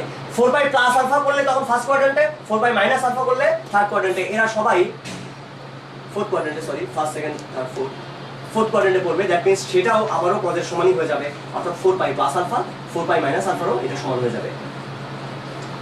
cos 4 pi plus আলফাটা cos 4 pi minus আলফাও তাই। তার কারণ কি, এই যে এই দাগে জাস্ট এদিকে এদিকে এদিকে এদিকে এই দুটো জায়গায় আছে। এভাবে আমরা লিখতে পারি, এটা হচ্ছে cos জোড় পাই প্লাস আলফা এবং জোড় পাই মাইনাস আলফা। দেখো 2 4 এরপর হবে 6, এরপর 8। এই জোড় পাই, জোড় মানে টুয়াইস n একসাথে, জোড় pi plus minus alpha, plus দিলে কোন কোয়াড্রেন্ট, ফার্স্ট কোয়াড্রেন্টে, আর মাইনাস দিলে থার্ড কোয়াড্রেন্টে, ওকে ফোর্থ কোয়াড্রেন্টে, সরি। তাহলে এই হচ্ছে cos এর জন্য ফর্মুলা, তার মানে theta equal to twice n pi plus minus alpha. আর tan এর জন্য যে ফর্মুলাটা সেটাও খুব সিম্পল, আমরা বলেছিলাম যে tan দুইটা জায়গায় পজিটিভ হয়, একটা এই ঘরে আরটা এই ঘরে, এবং আমরা জানি যে tan থিটা ইকুয়াল টু যদি tan আলফা হয়, ওকে ফাইন, তাহলে tan আলফা কি ভ্যালু হতে পারে, tan আলফা কোথায় গিয়ে মিলবে, tan আলফা এটা tan পাই প্লাস আলফা সমান। দেখো পাই প্লাস আলফা করলে থার্ড কোয়াড্রেন্টে তুমি পৌঁছাও, এটা equal to tan twice pi plus alpha first কোয়াড্রেন্টে, দেখো এই জায়গায়, এটা ইকুয়াল টু tan সাইজ পাই প্লাস আলফা, আবার আগের জায়গায় চলে আসছে এই ঘরে, বারবার তোমরা এই ঘরে আসছি, পাই পাই পর পর একই জায়গায় আবার ফিরে আসে। আমরা দেখো pi plus alpha twice pi, এই pi plus alpha twice pi plus alpha, 3 pi plus alpha 4 pi plus alpha, 5 pi plus alpha 6 pi plus alpha. তার মানে tan যা পাই তাই plus alpha, that means tan n pi plus alpha. এটাকে আমরা একবার এই general ফর্মে লিখতে পারি, tan n pi plus alpha, অর্থাৎ তখন থিটা হবে tan n pi plus alpha. এখানেও আমরা কখন কোন কোয়াড্রেন্টে যাচ্ছি এটা জোড় বিজোড়ের উপর ডিপেন্ড করে। আসলে জোড় যদি হয় 2 পাই প্লাস আলফা তখন ফার্স্ট কোয়াড্রেন্টে পৌঁছাই, আর বিজোড় যখন হবে তখন আমরা থার্ড কোয়াড্রেন্টে পৌঁছাই। ওকে, এই ছিল আমাদের মেইন আইডিয়াগুলো, যেগুলো আমাদের আসলে এই ত্রিকোণমিতির পুরো আলোচনায় অনেক বেশি কাজ করবে। ওকে, দেন এইবার তোমাদেরকে আমরা কিছু অঙ্ক নিয়ে বলি একটু। আচ্ছা, আমাদের ইঞ্জিনিয়ারিং ভর্তি পরীক্ষায় যে ধরনের জিনিসগুলো নিয়ে বেশি লাগে, তার মধ্যে একটা খুবই জরুরি জায়গা হচ্ছে এই জায়গা, আমাদের এমসিকিউ। এমসিকিউ খুবই গুরুত্বপূর্ণ একটা জিনিস। এমসিকিউ থেকে ত্রিকোণমিতিতে অনেক প্রশ্ন সবসময় আসে, ত্রিকোণমিতি থেকে এমসিকিউ আসবে আসলে। তাহলে এমসিকিউ যদি একটা শর্টকাট মতো কিছুটা পাওয়া যেত, সেটা হয়তো অনেক বেশি হেল্পফুল হতো তোমাদের জন্য, এবং সেই কাজটা আসলে সম্ভব। আমরা জাস্ট ক্যালকুলেটর ব্যবহার করে এখানকার অধিকাংশ অঙ্ক করে ফেলতে পারি। কিভাবে? ক্যালকুলেটরে সলভ করবা আর মানগুলো বসে দিবা। ধরো তুমি যদি সমাধান করতে বলছি তোমাকে, বা কিরকম আমরা এসব আমাদের যে উদ্ভাসের যে শীটটা সেখান থেকে বলি। ধরো কোয়েশ্চেন হচ্ছে এরকম, আমার ফার্স্টে আমি আন্দাজে একটা উল্টেছি একটা পৃষ্ঠা, 45 পৃষ্ঠায় আমাদের উদ্ভাসের এই 45 পৃষ্ঠায় কোয়েশ্চেনটা হচ্ছে এরকম যে 24 নম্বর প্রশ্ন, tan 20 degree into tan 40 degree into tan 80 degree সমান কত? তিনটা অপশন দেওয়া আছে, 1/√3, √3 আর 1। আমাদের আসলে খালি খালি ওই এটা অঙ্ক করে বের করার আসলে কিছু নাই। তুমি ক্যালকুলেটর নাও, তোমার ডিগ্রিতে তো মান বের করতে পারবে। tan 20 ডিগ্রি গুণ tan 40 ডিগ্রি গুণ tan 80 ডিগ্রি গুণ করে দেখলাম 1.732, এটা হচ্ছে √3 মান। আচ্ছা, এটা যে √3 মান এটা যদি না জানো তাহলে ভাগ করে দেখতে পারো। 1/√3 মান হচ্ছে 0.577, √3 মান হলো এই যে 1.732, মিলে গেছে। তাহলে বুঝে গেলাম এটাই অ্যান্সার। খালি খালি আমাদের অঙ্ক করার দরকার নেই, আমরা কয়েক সেকেন্ডের মধ্যে অঙ্ক অ্যান্সার বলে দিতে পারি। আচ্ছা, দেখা যাচ্ছে অধিকাংশ ক্ষেত্রেই এটা পারা যায়, ম্যাক্সিমাম এনের কিছু ভ্যালু কিছু এই জিনিস ছাড়া। যেমন ধরো এরকম প্রবলেম বলছে 30 নম্বর অঙ্কটা, tan twice theta into tan theta equal to 1 হলে theta ইকুয়াল টু কত? অপশন কি কি দেওয়া আছে শোনো। 30 এর ক হচ্ছে 30 নম্বর প্রশ্ন, এটা ক হচ্ছে n পাই প্লাস π/6, খ n পাই মাইনাস π/6 বসে, ক খ দুইটাই অথবা যে কোনোটাই না। আচ্ছা, এখানে কিভাবে পাওয়া যাবে, এখন কিভাবে বুঝবো? এখন তো n দেওয়া আছে, এখন কি করবো? n এর একটা মান ধরে নাও, সবচেয়ে সোজা মান হচ্ছে 0 ধরে নাও। ফার্স্ট n এর মান 0 ধরে নাও, 0 ধরে নিলে π/6, তাই তো? π/6 মানে হচ্ছে 30 ডিগ্রি, কারণ এটা হচ্ছে 180। সো দুইটা মান দেওয়া আছে, সিম্পল কথা। একটা হচ্ছে 30 ডিগ্রি আর একটা হলো -30 ডিগ্রি। আমরা এখন যেটা করব সেটা হচ্ছে এই দুইটা এখানে দিয়ে দেখব কি হয়। দেখা যাক তাহলে প্রথমে 30, একটা 30 একটা -30। দেখো এটা আসলে বোঝা যাচ্ছে যে 30 দিলেও যা আসবে, -30 দিলেও তাই আসবে, কারণ tan - θ = tan - θ = -tan θ। সো এই দুই জায়গায় মাইনাস হয়ে দুইটা প্লাস হয়ে যাবে, আলটিমেটলি দুইটা অ্যানসার হবে। ওকে, যদি বুঝতে কষ্ট হয় দরকার নাই, তুমি দেখো tan 2 θ এর মান কত আসবে। tan 2 θ এর মান হলো 60 ইনটু tan 30, এটার ভ্যালু 1 হবে। আবার তুমি যদি এখানে মাইনাস বসাও, tan -60, এটার ভ্যালু কত আসবে? আচ্ছা, গুণ tan -30, এটা 1 এ আসবে আলটিমেটলি। সো অ্যানসার হবে দুইটাই সেম। আর এভাবে n এর মান বসায় তুমি দেখতে পারবা। এরকম করে অনেক জায়গাতেই যেখানে n পাবা, n এর মান ফার্স্টে 0 বসায় দেখবা। আচ্ছা, 0 বসায় সবগুলো দেখার পরে 0 বসায় মনে করো 3টা অপশন আছে, সবগুলো অপশন তুমি দেখলা, দেখার পরে দেখলা যে দুই রকম এখন এই পাওয়া যাচ্ছে, যে দুইটা জিনিস মিলে যাচ্ছে একসাথে। তখন কি করবা? তখন যেটা করবা, যে দুটা মিলতেছে সেখানে n এর মান আরেকটা বসায় দেখো, 1 বসায় দেখো। শোনো, এইটা করতে তোমার যে টাইম খাবে তার চেয়ে অনেক বেশি টাইম খাবে তুমি যদি পুরো একটা অঙ্ক করতে যাও। সো আমরা তোমাদেরকে বলবো অত ঝামেলা না করে সরাসরি এই মানটা বসাই ফেলবা। যেমন sin θ = হাফ হলে মাইনাস সাইন, এখানে যে অঙ্কগুলো আছে তার ম্যাক্সিমাম অনেক কিছুই এর দিয়ে করা যাবে। ওকে, সো ক্যালকুলেটর ব্যবহারে আরো বেশি সচেতন হতে হবে। এখন কিছু অঙ্ক আছে যেগুলো তোমাদের কাছে একটু একটু আলাদা লাগতে পারে। আগে বলে নেই যে আমাদের বুয়েট কিংবা যে কুয়েট বা ইঞ্জিনিয়ারিং টাইপের যে জিনিসগুলো আছে, যেই ভার্সিটিগুলো আছে, সেখানে জীবনবিধি থেকে আসলে যে ধরনের অঙ্ক আসে তার ম্যাক্সিমাম আসে সমাধান, আর আসে আমাদের লাস্ট দুইটা চ্যাপ্টার, অর্থাৎ বিপরীত বৃত্তীয় ফাংশন, সমাধান হচ্ছে 4 নম্বর চ্যাপ্টার, আর হলো বিপরীত বৃত্তীয় ফাংশনের যে চ্যাপ্টারটা আছে ওখান থেকে কিছু কিছু অঙ্ক আসে। এটা এমসিকিউতে অনেক আসে বিপরীত বৃত্তীয় থেকে, ট্যান ইনভার্স সংক্রান্ত জিনিসগুলো বিপরীত বৃত্তীয়তে অনেক আসে। আর হচ্ছে একদম লাস্টের চ্যাপ্টারে ত্রিভুজের গুণাবলী সংক্রান্ত ছোট ছোট কিছু বিষয়, সেগুলো থেকেও কিছু কিছু প্রবলেম আমাদেরকে সলভ করতে হয়। সো এই জিনিসগুলো নিয়েও তোমরা একটু দেখতে পারো আর কি। এইটা হচ্ছে মেইন ইম্পর্টেন্ট ব্যাপার, এই তিনটা বিষয় সবচেয়ে ইম্পর্টেন্ট। তাছাড়াও অবশ্যই প্রমাণ টাইপের যেগুলো আছে সেগুলো মাঝখানে কখনো আসে নাই সেরকম না, অল্প অল্প এসেছে, তুমি সেগুলো দেখবা, প্রমাণগুলো জাস্ট দেখে যেতে হবে। বাট এই তিনটা হচ্ছে সবচেয়ে বেশি গুরুত্বপূর্ণ, এটা মাথার মধ্যে রেখো। কিছু কথা নিয়ে এবার বলা যাক যে আমরা বলছিলাম যে তিনটা জায়গা থেকে সবচেয়ে বেশি আসে, তেমনই আচ্ছা ওগুলো না, আপাতত আগেকার কয়েকটা জিনিস একটু বলে ফেলি। আমাদের প্রায় এরকম জিনিস করতে হয়, এরকম মজা, সাইন স্কোয়ার থেকে এরকম করে সাইন স্কোয়ার আরেকটা জিনিস, এরকম করে সাইন স্কোয়ার আরেকটা, এগুলোর মান কত? এই অঙ্কগুলো আসলে অনেক মজার, এরকম যদি থাকে 4টা থাকলে অ্যান্সার হবে 2 আসলে, মানে 2টা 2টা করে 1 হবে, খুব সিম্পল কথা। এই জিনিসটা মনে রাখতে পারলে ভালো, এগুলো খুব ইজি একটা ব্যাপার। আচ্ছা, তো এখন আমরা আরেকটা জায়গায় যাই। একটা প্রপার্টি এটা খুব মজার, সেটা খুব, এটা দিয়ে অনেক অঙ্ক আসে, অনেক অঙ্ক বানায় দেয়। 10 এরকম প্রমাণ করতে বলে, দেখাও যে এটা হচ্ছে 2 tan 40, মানে যেটা হয় সেটা হচ্ছে এখানে যেটা আছে আর এখানে যেটা আছে এই দুটার বিয়োগফলটা হচ্ছে 40, এরকম ফর্ম থাকলেই মেলে, এবং এই দুটার যোগফল হতে হবে 90। যেমন একটা অঙ্ক আমরা নিজেরা বানাই আসো, tan 45 degree minus tan 35 degree, এটা কার সমান হবে অবশ্যই বলো দেখি, tan 20 ডিগ্রি সমান হবে। এটা প্রুফ করতে বললো, কিভাবে প্রুফ করবো?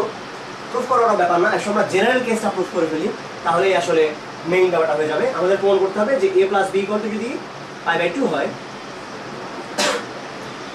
তাহলে tan a minus tan b এটা equal to 2 tan a minus b। কিভাবে প্রমাণ করা যাবে? প্রমাণটা আসলে তেমন কিছু না, খুব সিম্পল কথা,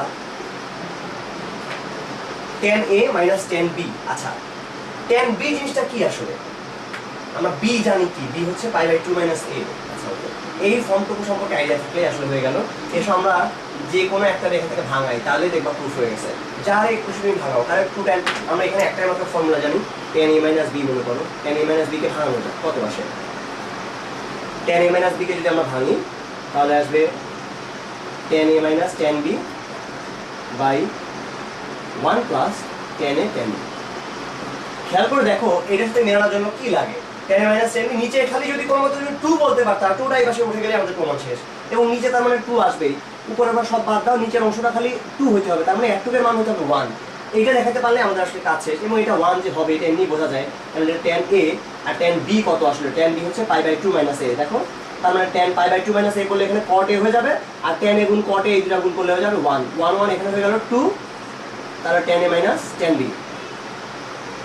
শেষ, আমাদের প্রমাণ শেষ। অর্থাৎ tan a minus tan b হবে 2 × tan a মাইনাস b।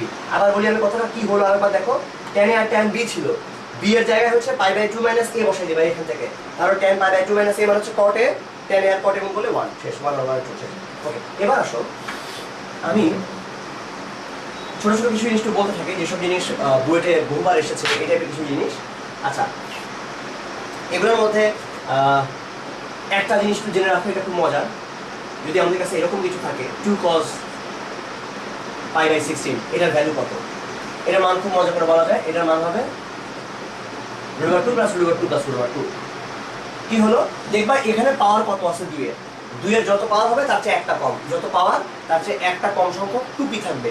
এই যে এখানে টুপি দেখো, অনেকগুলো টুপি আছে, এই √/√/√, কতগুলো টুপি? 3টা টুপি আছে, এখানে 4 ছিল তাই। যদি এরকম হতো 2 cos 2 টু দি পাওয়ার এরকম 5, তাহলে 4টা টুপি হতো, 1 2 3 4, এখানে 2 + 2 + 2 + 2।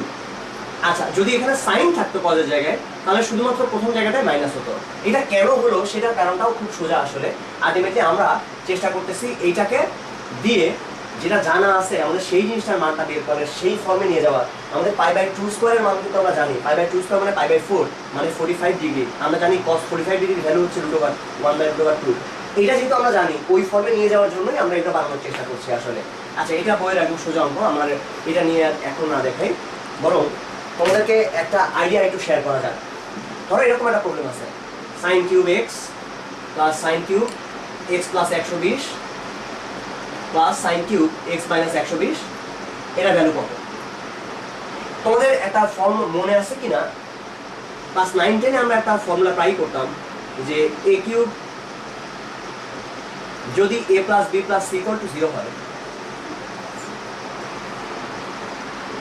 তাহলে a³ + b³ + c³ এটা ইকুয়াল টু হয় 3abc। এটা ছিল আসলে ফর্মুলা থেকে যে a³ + b³ + c³ - 3abc, এটা সমান সমান লেখা যায় a + b + c into a² + b² + c² - ab - bc - ca। দেখো এখানে যদি এটা 0 হয়ে যায়, এই পাশটা 0 হয়ে গেলে a³ + b³ + c³ এটার মান হবে 3abc। আচ্ছা, এই জিনিসটা কেন বললাম? কারণ হচ্ছে এইখানে কিউব দিয়ে অঙ্ক করাচ্ছে, যদি জাস্ট তিনটা বন্ধ হয়ে যেত তখন অনেক সোজাভাবে হয়তো করা যেতে পারতো। তো এই কাজটা এখানে আসলে করা যায় খুব মজা করে, যে a plus B plus C এখানে আসলে 0, মানে হচ্ছে সাইন এক্স প্লাস 120 এবং সাইন এক্স মাইনাস 120, এই তিনটা যোগ করলে 0 হয়। এইটা কিভাবে বুঝবেন এইটা যে 0 হবে? ওকে, একটা উপায় হচ্ছে প্রমাণ করো, প্রমাণ করতে চাইলে প্রমাণ করতে পারো। দুইটা যদি যোগ করা যায়, আমরা জানি sine A plus B plus sign A minus B, এটা ইকুয়াল টু আসলে 2 সাইন এ cos b। দেন তুমি এখান থেকে বুঝবা cos b হচ্ছে 120 মানে হলো মাইনাস হাফ, cos 120 এর মান মাইনাস হাফ যদি এখানে বসায় দাও তুমি, তাহলে এই 2 চলে গেলে মাইনাস 1, তাহলে মাইনাস সাইন এক্স হলো, sine X minus sine X 0 হয়ে যাবে। আচ্ছা, এখন আরেকটা ফিল করার ওয়ে আছে, আচ্ছা সেটা দরকার নেই। আচ্ছা, আমি জাস্ট একটু আইডিয়া বলি তোমাদেরকে, যে ইনফ্যাক্ট সাইন কস এই ব্যাপারগুলোকে ভেক্টর দিয়ে এক্সপ্রেস করা যায়, ভেক্টর দিয়ে। কারণ সাইন এক্স প্লাস 120 এরকম কথা আমরা যখন বলছি, আসলে এই জায়গায় একটা মান আছে, একটা দিক আছে। এক্স কে নিয়ে না ভাবলে তুমি দেখতে পারবা যে এখানে একটা মান আছে, অর্থাৎ মান হচ্ছে 2, সাইনের ভ্যালু হচ্ছে 2, আর অ্যাঙ্গেল হচ্ছে 120। ইনফ্যাক্ট এটাকে জাস্ট ভেক্টরের সাথে তুলনা করা যায়, এটা খুব মজার একটা ব্যাপার। এবং এখানে আসলে যে কথাটা বলা হচ্ছে এটা জাস্ট এরকম একটা জিনিস, 1 মানের 3টা ভেক্টর আছে, 120 করে করে অ্যাপার। 1 মানের 3টা ভেক্টর আছে একই বিন্দুতে ক্রিয়ারত, যারা 120 করে করে দূরে সরে আছে। সাইন এক্স থেকে এটা 120, এটা থেকে এটা আরো 120। এই অবস্থায় 3টা ভেক্টরকে যদি যোগ করা যায়, 3টা ফ্যান আছে, 3 পাশ থেকে সমান পরিমাণে টানছে, তাদের মান কত হবে? যোগফল হবে 0। এটা যা মিন করে, ইনফ্যাক্ট এইটাও সত্যিকার অর্থে আসলে একই কথা মিন করে। আমরা যখন জটিল সংখ্যায় থাকি, এখানে মেন ফিলিংসগুলো সেম। আচ্ছা, যাই হোক, আমরা ওখানে না যাই। ঠিক এক কথা কজের জন্য সত্যি, আসলে আমি কিছু না জেনেও, আমি কোনো প্রমাণ কিছু না জেনে আমি বলে দিতে পারি যে ওকে, এই 3টা যোগ করলে এটা মাস্ট এই মান 0 হবে। সাইন করার জন্য এটা সত্যি। আচ্ছা ঠিক আছে, এটা ভেক্টর দিয়ে আসলে প্রুফ করা যায়, এবং এটা জানলে আসলে অনেক মজার কিছু কাজ করা যায়। আচ্ছা, তার আগে এটা বলে আসছি, আমরা এটা জানি কিনা যে sine A plus B into sine A minus B কত হয়?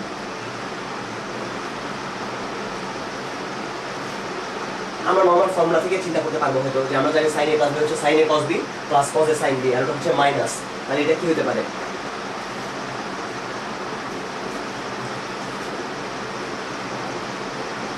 a plus B into A minus B কত স্কোয়ার মানে বি স্কোয়ার, সেখান থেকে এটা আইডিয়া করা যায়। আচ্ছা, এটাকে আর কিছু করা যায় না? কিছু একটা করা যায় না? এইটাকে আমি যদি ভাঙার চেষ্টা করি, দুটাকে একই জিনিস রাখার চেষ্টা করছি, আমার টার্গেট হচ্ছে একই কিছু বানানো যায় কিনা। তাহলে একই কিছু আসলে তেমন কিছু করা যাবে না। এখানে 1 মাইনাস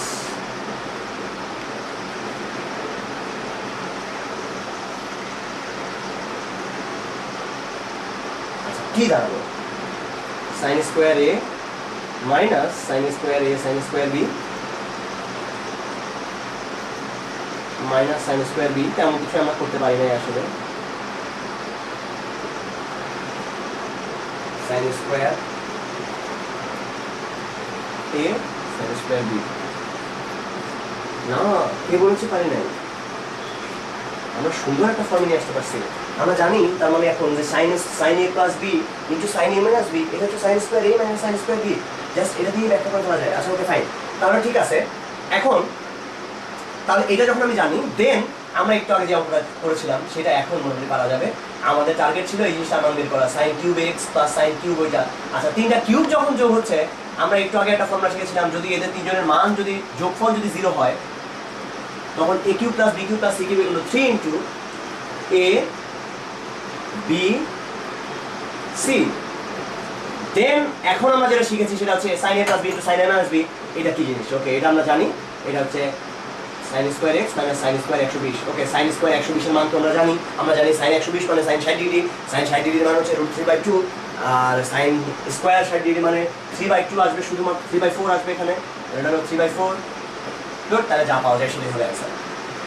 তাহলে এখান থেকে আমরা মোটামুটি সাইন কিউব এক্স প্লাস এই পুরো জিনিসটার মান আমরা বের করে নিতে পারলাম। এখন একটা কথা বলি, একটু আগে আমি যে কথাটা বলেছি ঠিক একই যুক্তি দিয়ে বলা যায় sine X plus cos X এইটা ভ্যালু হচ্ছে √2 sin x plus 45 ডিগ্রি। এটা প্রুফ করা যায়, অনেকভাবে প্রুফ করা যায়। চাইলে এইভাবে প্রুফ করতে পারি আমরা জানি এটা equal to √2 into 1/√2 into sin x plus 1/√2 into cos x। আমি কোনো ভুল করি নাই, ঠিক আছে?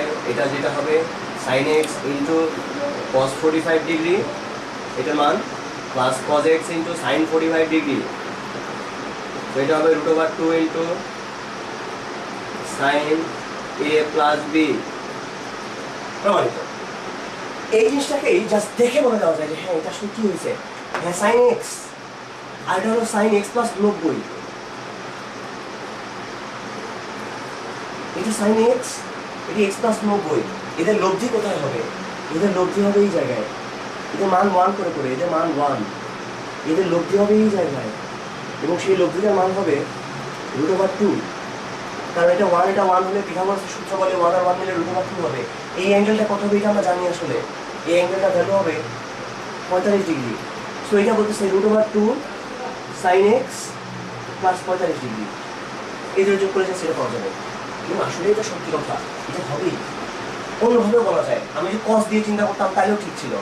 যেমন cos x plus sin x যদি বলতাম, cos এর ফর্মুলা লিখতে পারতাম, তখন আমি সেভাবে লিখতে হতো cos x plus cos x minus 90 degree. এখন আর প্লাস করলে cos x প্লাস 90 করলে মাইনাস হয়ে যেত, এটা তো মিলতে হবে। ওকে ফাইন, তাহলে কোথায় আছে দেখি, এটা cos, এটা হলো cos x মাইনাস 90 ডিগ্রি। ওকে মাইনাস তো হয়ে গেল, আমি করে দিকে নিচ্ছি। এটা হলো cos x, এটা হলো cos x মাইনাস 90 ডিগ্রি। তাহলে কি হবে, এই জায়গায় লব্ধি পাওয়া যাবে। এটার মান হবে 2, cos দিয়ে বলে এটা হবে 2 cos x মাইনাস 45 ডিগ্রি। এটা হবেই। তার মানে cos x plus sin x কে এটাও বলা যেতে পারে। তার মানে এই প্রশ্নটা এখন বলতেছি কেন, কারণ হচ্ছে এটা ঢাকা বোর্ডে না, ঢাকা ইউনিভার্সিটিতে ভর্তি পরীক্ষা আসছিল। এটার মান কত? এটার মান আমি এখন জানি, cos 65 মাইনাস 45 সমান সমান 2 cos 20 ডিগ্রি। যাই হোক, এই ধরনের এমসিকিউ যদি আসে, এমসিকিউ আসলে খালি এত কষ্ট করার দরকার নেই, এত চিন্তা করার দরকার নেই। ক্যালকুলেটর আছে ঢাকা ইউনিভার্সিটি, যে প্রশ্নগুলো আসে তার ম্যাক্সিমামই ক্যালকুলেটর দিয়ে করা যায়। ঢাকা ইউনিভার্সিটি শুধু না, যদি বুয়েটেও হয় বা রুয়েট যেখানেই হোক না কেন, ক্যালকুলেটর দিয়ে এমসিকিউ এর এই প্রবলেমগুলো অধিকাংশ করা যায়, যেখানে অন্তত ভ্যালু দেওয়া থাকে। ভ্যালু দেওয়া থাকলেই ম্যাক্সিমাম করা যায়, ভ্যালু দেওয়া না থাকলেও জোর করে ভ্যালু বসাই করা যায়। বললো যে এই জিনিসটার মান কত, cos square a plus cos square b plus cos square c plus 2 cos a cos b, এমন করে কিছু না বলে দিল, এটা ভ্যালু কত হবে। তুমি মান বসায় দেখো, দেখবা যে একটা সুন্দর জিনিস তুমি অলরেডি পেয়ে যাবা। খুব সুন্দর করে বলে ফেলা যায় যে এটা ভ্যালু কত হবে। এরকম অঙ্ক অনেক আছে যেটা জাস্ট তুমি যদি মান বসাও তাহলে বলে ফেলা। এসব এবারে আরেকটা জিনিস সম্পর্কে জানা যায়, সেটা হচ্ছে মৌলিক পর্যায়। মৌলিক পর্যায়ে এই ব্যাপারটা বুঝতে গেলে, আচ্ছা খুব সিম্পল কথা, যে সাইন, ধরা যাক সাইন এক্স, এটা যদি আমরা গ্রাফ আঁকাই, গ্রাফটা দেখতে কিরকম হবে, এরকম একটা গ্রাফ পাওয়া যাবে। এটা হচ্ছে পাই, এটা হলো টুয়াইস পাই, 3 পাই। খেয়াল করে দেখো যে এই সাইন 0 থেকে টুয়াইস পাই পর্যন্ত যেরকম, এতটুকু জানলেই তার বাকি অংশটা জানার দরকার হয় না, কারণ টুয়াইস পাইয়ের পর থেকে এটা ঠিক আবার আগের মতোই ফিরে আসবে। এই 0 থেকে এরকম যেমন ছিল, টুয়াইস পাই পরও এক্স্যাক্টলি একই রকম ভাবে ফিরে আসবে। অর্থাৎ সাইন যে কোনো টুয়াইস পাই পর ঠিক একই ভাবে ফিরে আসে। দেখো এই জায়গা থেকে তাকাও, এটা যেরকম আছে তার টুয়াইস পাই দূরত্বে গিয়ে তুমি আবার ঠিক একই রকম একটা জায়গা পাবা। তার মানে হচ্ছে যে সাইন এক্স এটা টুয়াইস পাই পর একই ভাবে বারবার ফিরে আসে। এবং দেখো ইনফ্যাক্ট কেউ যদি বলে যে কেন খালি টুয়াইস পাই, কেন টুয়াইস পাই পর যদি ফিরে আসে, তাহলে তো 4 পাই পর ফিরে আসে। অবশ্যই সাইনকে আমি বলতেই পারি যে সাইন 4 পাই পর ফিরে আসে, অর্থাৎ সাইন টুয়াইস পাই সাইনের একটা পর্যায়, কারণ এত পর আবার ফিরে আসে। 4 পাই এটাও সাইনের একটা পর্যায়, 6 পাই এটাও সাইনের একটা পর্যায়। সো এইভাবে 8 পাই হচ্ছে সাইনের পর্যায়। বাট মৌলিক পর্যায়ে আমরা বলি এদের মধ্যে সবচেয়ে মিনিমাম যেটা, অর্থাৎ টুয়াইস পাইয়ের চার ছোট কত কোনো কিছু হলে তারপরে আর সাইন আসলে ফিরে আসে না। সাইন এক্স এর মৌলিক পর্যায় হচ্ছে টুয়াইস পাই পর সাইন আবার আগের মতো জায়গায় ফিরে আসে। সো এটা হচ্ছে সাইনের মৌলিক পর্যায়। ঠিক একইভাবে কিছু জিনিস আগে একটু বলে ফেলা যাক যে কার মৌলিক পর্যায় কিরকম। Sine x cos x sec x cosec x এদের সবার মৌলিক পর্যায় হচ্ছে টুয়াইস পাই। sin x cos x sec x cosec x এদের সবার মৌলিক পর্যায় টুয়াইস পাই। আর বাদ বাকি যে দুইটা tan x এবং cot x এদের হচ্ছে পাই। আমরা এখন এই জিনিসটাকে আরেকটু জেনারেল করার চেষ্টা করবো। আরেকটু জেনারেল মানে হচ্ছে আমরা পাওয়ার তুলবো, এখন সাইনের মাথার উপরে পাওয়ার তুলবো, sin to the power 4 sin to the power 5 এর মৌলিক পর্যায়ে কত হবে সেটা আমরা বোঝার চেষ্টা করবো কিভাবে। আচ্ছা এটা একটু দেখা যাক যে sin x দেখতে কিরকম। sin x দেখতে এরকম, এটা মোটামুটি এরকম একটা গ্রাফ।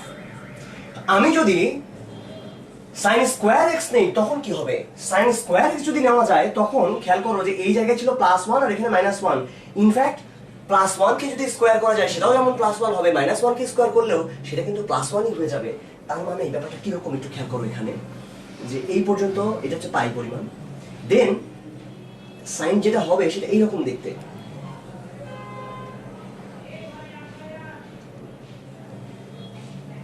কারণ যে এখানে -1 ছিল সেও ঘুরে এখন এখানে চলে যাবে, আর তারপরের গুলো তো এরকম থাকবেই। তার মানে খেয়াল করে দেখো, আগে যেমন টুয়াইস পাই পর পর ফিরে আসছিল, এখন আর অত দূর তোমাকে যেতে হবে না। পাই পরে, শুধুমাত্র পাই পরেই তুমি দেখবা ও আবার আগের মতো ফিরে আসছে। অর্থাৎ সাইন স্কোয়ার এক্স এর মৌলিক পর্যায় হবে, সাইন স্কোয়ার এক্স এর মৌলিক পর্যায় হবে শুধুমাত্র পাই, পাই পর সে আবার আগের মতো ফিরে আসবে। ঠিক একইভাবে যদি আমি sin টু দি পাওয়ার 4 নিতাম তখন দেখতাম পাই, বাট যদি sin টু দি পাওয়ার 3 নিতাম, sin কিউব নিতাম তখন টুয়াইস পাই থাকতো, কারণ -1 তো -1 সে সময় থেকে যেত। দেখো এরকম থাকতো, দেন তারপরটা হতো এরকম। এটা হচ্ছে মোটামুটি sin কিউব x এর গ্রাফ। এটা হচ্ছে sin কিউব x এর গ্রাফ যদি এরকম হয় তাহলে এটা +1 আর এটা হচ্ছে -1। সো আলটিমেটলি এই এতবার ঘুরে তারপরেই আবার আগের জায়গায় ফিরে আসবে। তার মানে sin কিউব x এর মৌলিক পর্যায় হবে টুয়াইস পাই। তাহলে আমরা একটু জেনারেল করে ফেলি যে sin x cos x sec x cos x সবার জন্যই যদি পাওয়ারটা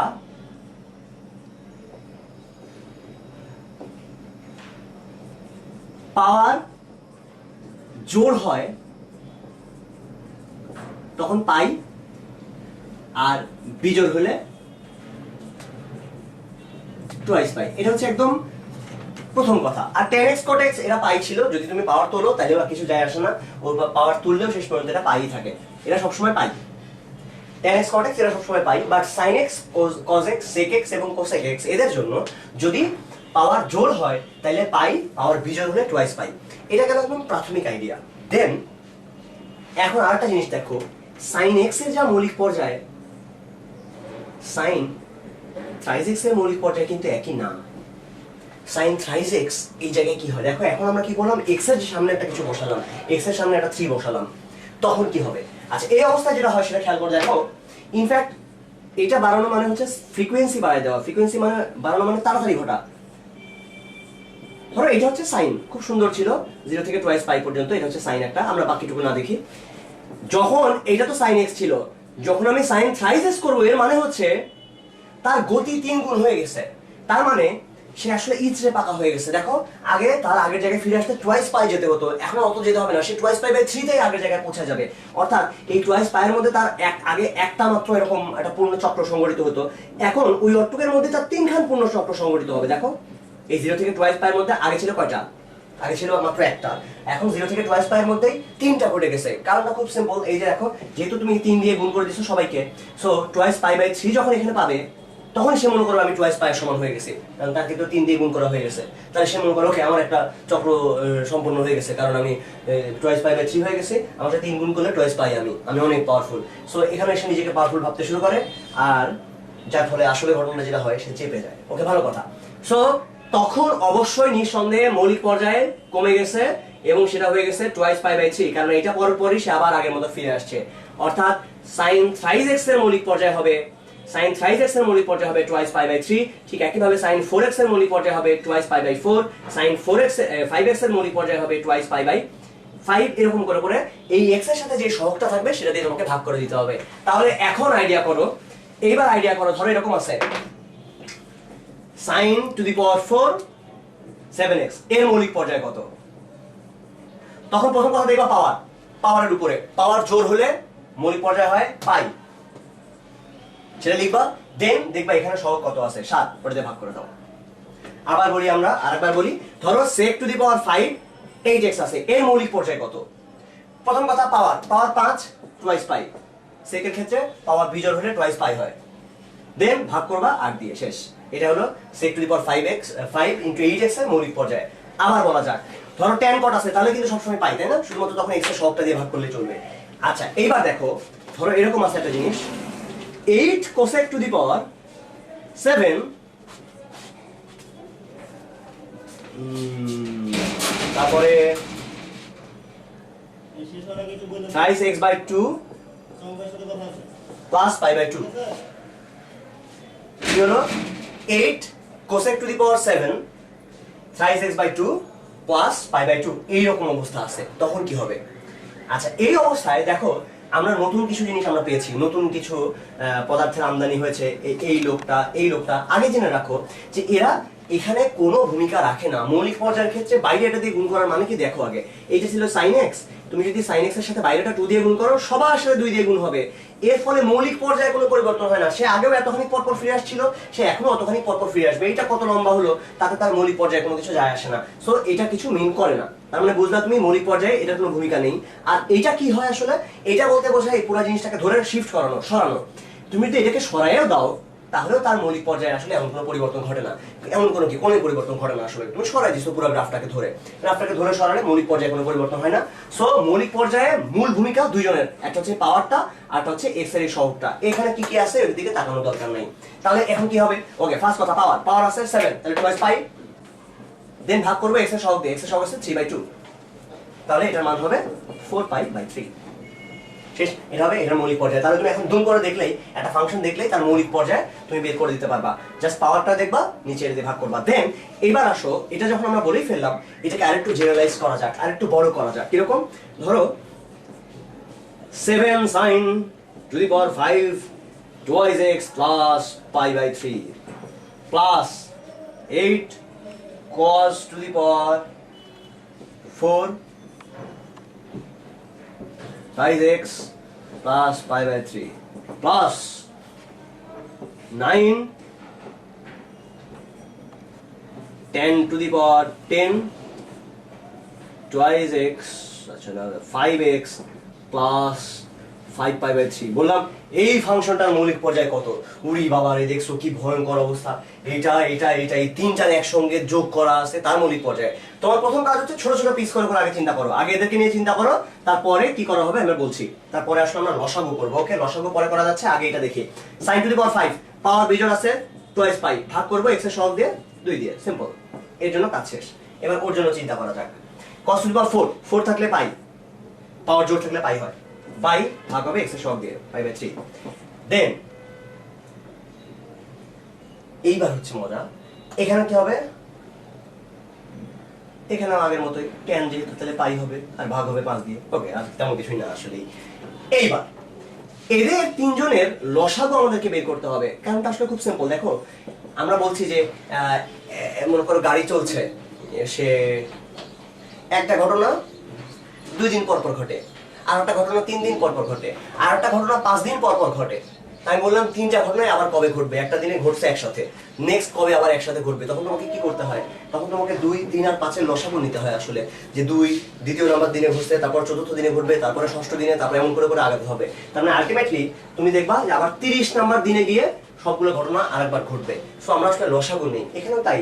একটা জিনিস এইটা পরপর ফিরে আসে, আরেকটা জিনিস এটা পরপর ফিরে আসে, এটা যে আরেকটা জিনিস এটা পরপর ফিরে আসে, তাহলে তিনটাই একসঙ্গে কখন ফিরে আসবে সেটা বুঝতে গেলে তোমাকে এই তিনটা লসাগু নিতে হবে। এখন ভগ্নাংশের লসাগু কেমন ছিল সেটা তোমাদেরকে একটু স্মরণ করাই দিই। ভগ্নাংশের লসাগু ছিল লল, লল মানে হচ্ছে লবের লসাগু, লবের লসাগু বাই হাওয়া হরের লসাগু, লবের লসাগু বাই হরের লসাগু। এটা করলে তুমি ভগ্নাংশের লসাগু পেয়ে যাবা, লল বাই হগ, মানে লবের লসাগু বাই হরের লসাগু। ওকে, তাহলে লবের লসাগু করা যাক। লবের লসাগু কত? লবের লসাগু 2 পাই, পাই এটা 2 পাই হবে। পাইকে নিয়ে চিন্তা করবো না, খালি বাকি দুটো নিয়ে 2 1 1, আর নিচে 2 3 আর 5 এর গসাগু কত? 1। সো এই যে এত বড় একটা জিনিস তুমি দেখতে পাচ্ছ, এই পুরো জিনিসটার মৌলিক পর্যায় হচ্ছে জাস্ট 2 পাই। সে 2 পাই পর আবার আগের মতো ফিরে আসবে। এই হচ্ছে টোটাল আলোচনা আমাদের মৌলিক পর্যায় সংক্রান্ত। তাহলে তোমার মৌলিক পর্যায় নিয়ে আর কোনো ঝামেলা তোমাকে কখনো পড়তে হবে না। এবার আসো আমরা নেক্সট জায়গায় যাব। আমরা এবারে আরেকটা চ্যাপ্টার নিয়ে একটু বলি, সেটা হচ্ছে বিপরীত বৃত্তীয় ফাংশন।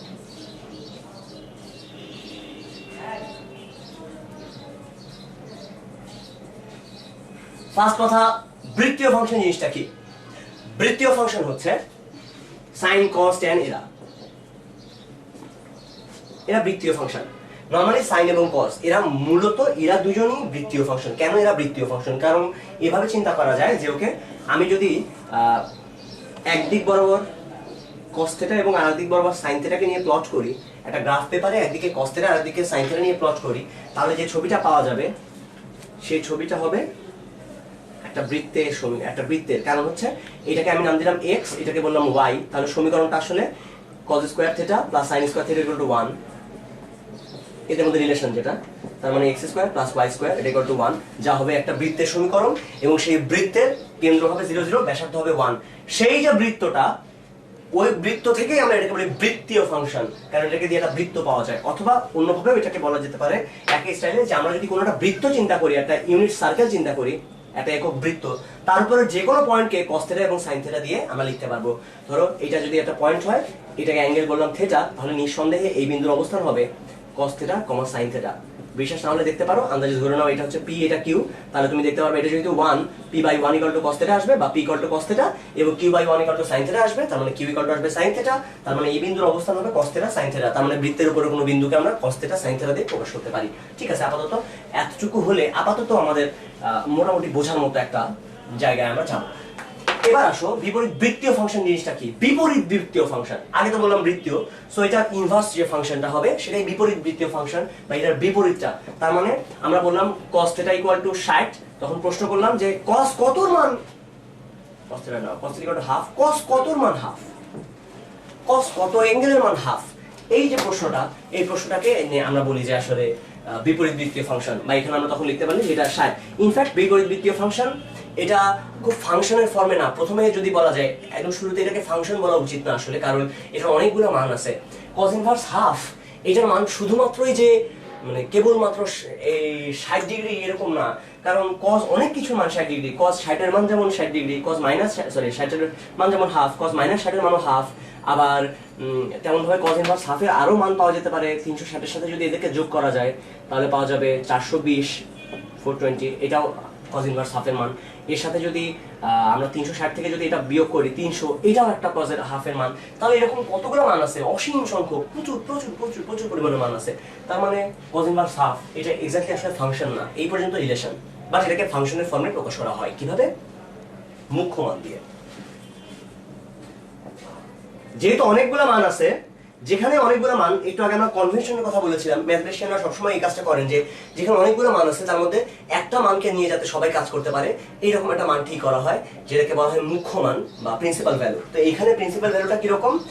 যার সাংখ্যিক মান সবচেয়ে ছোট। খুব সিম্পল কথা,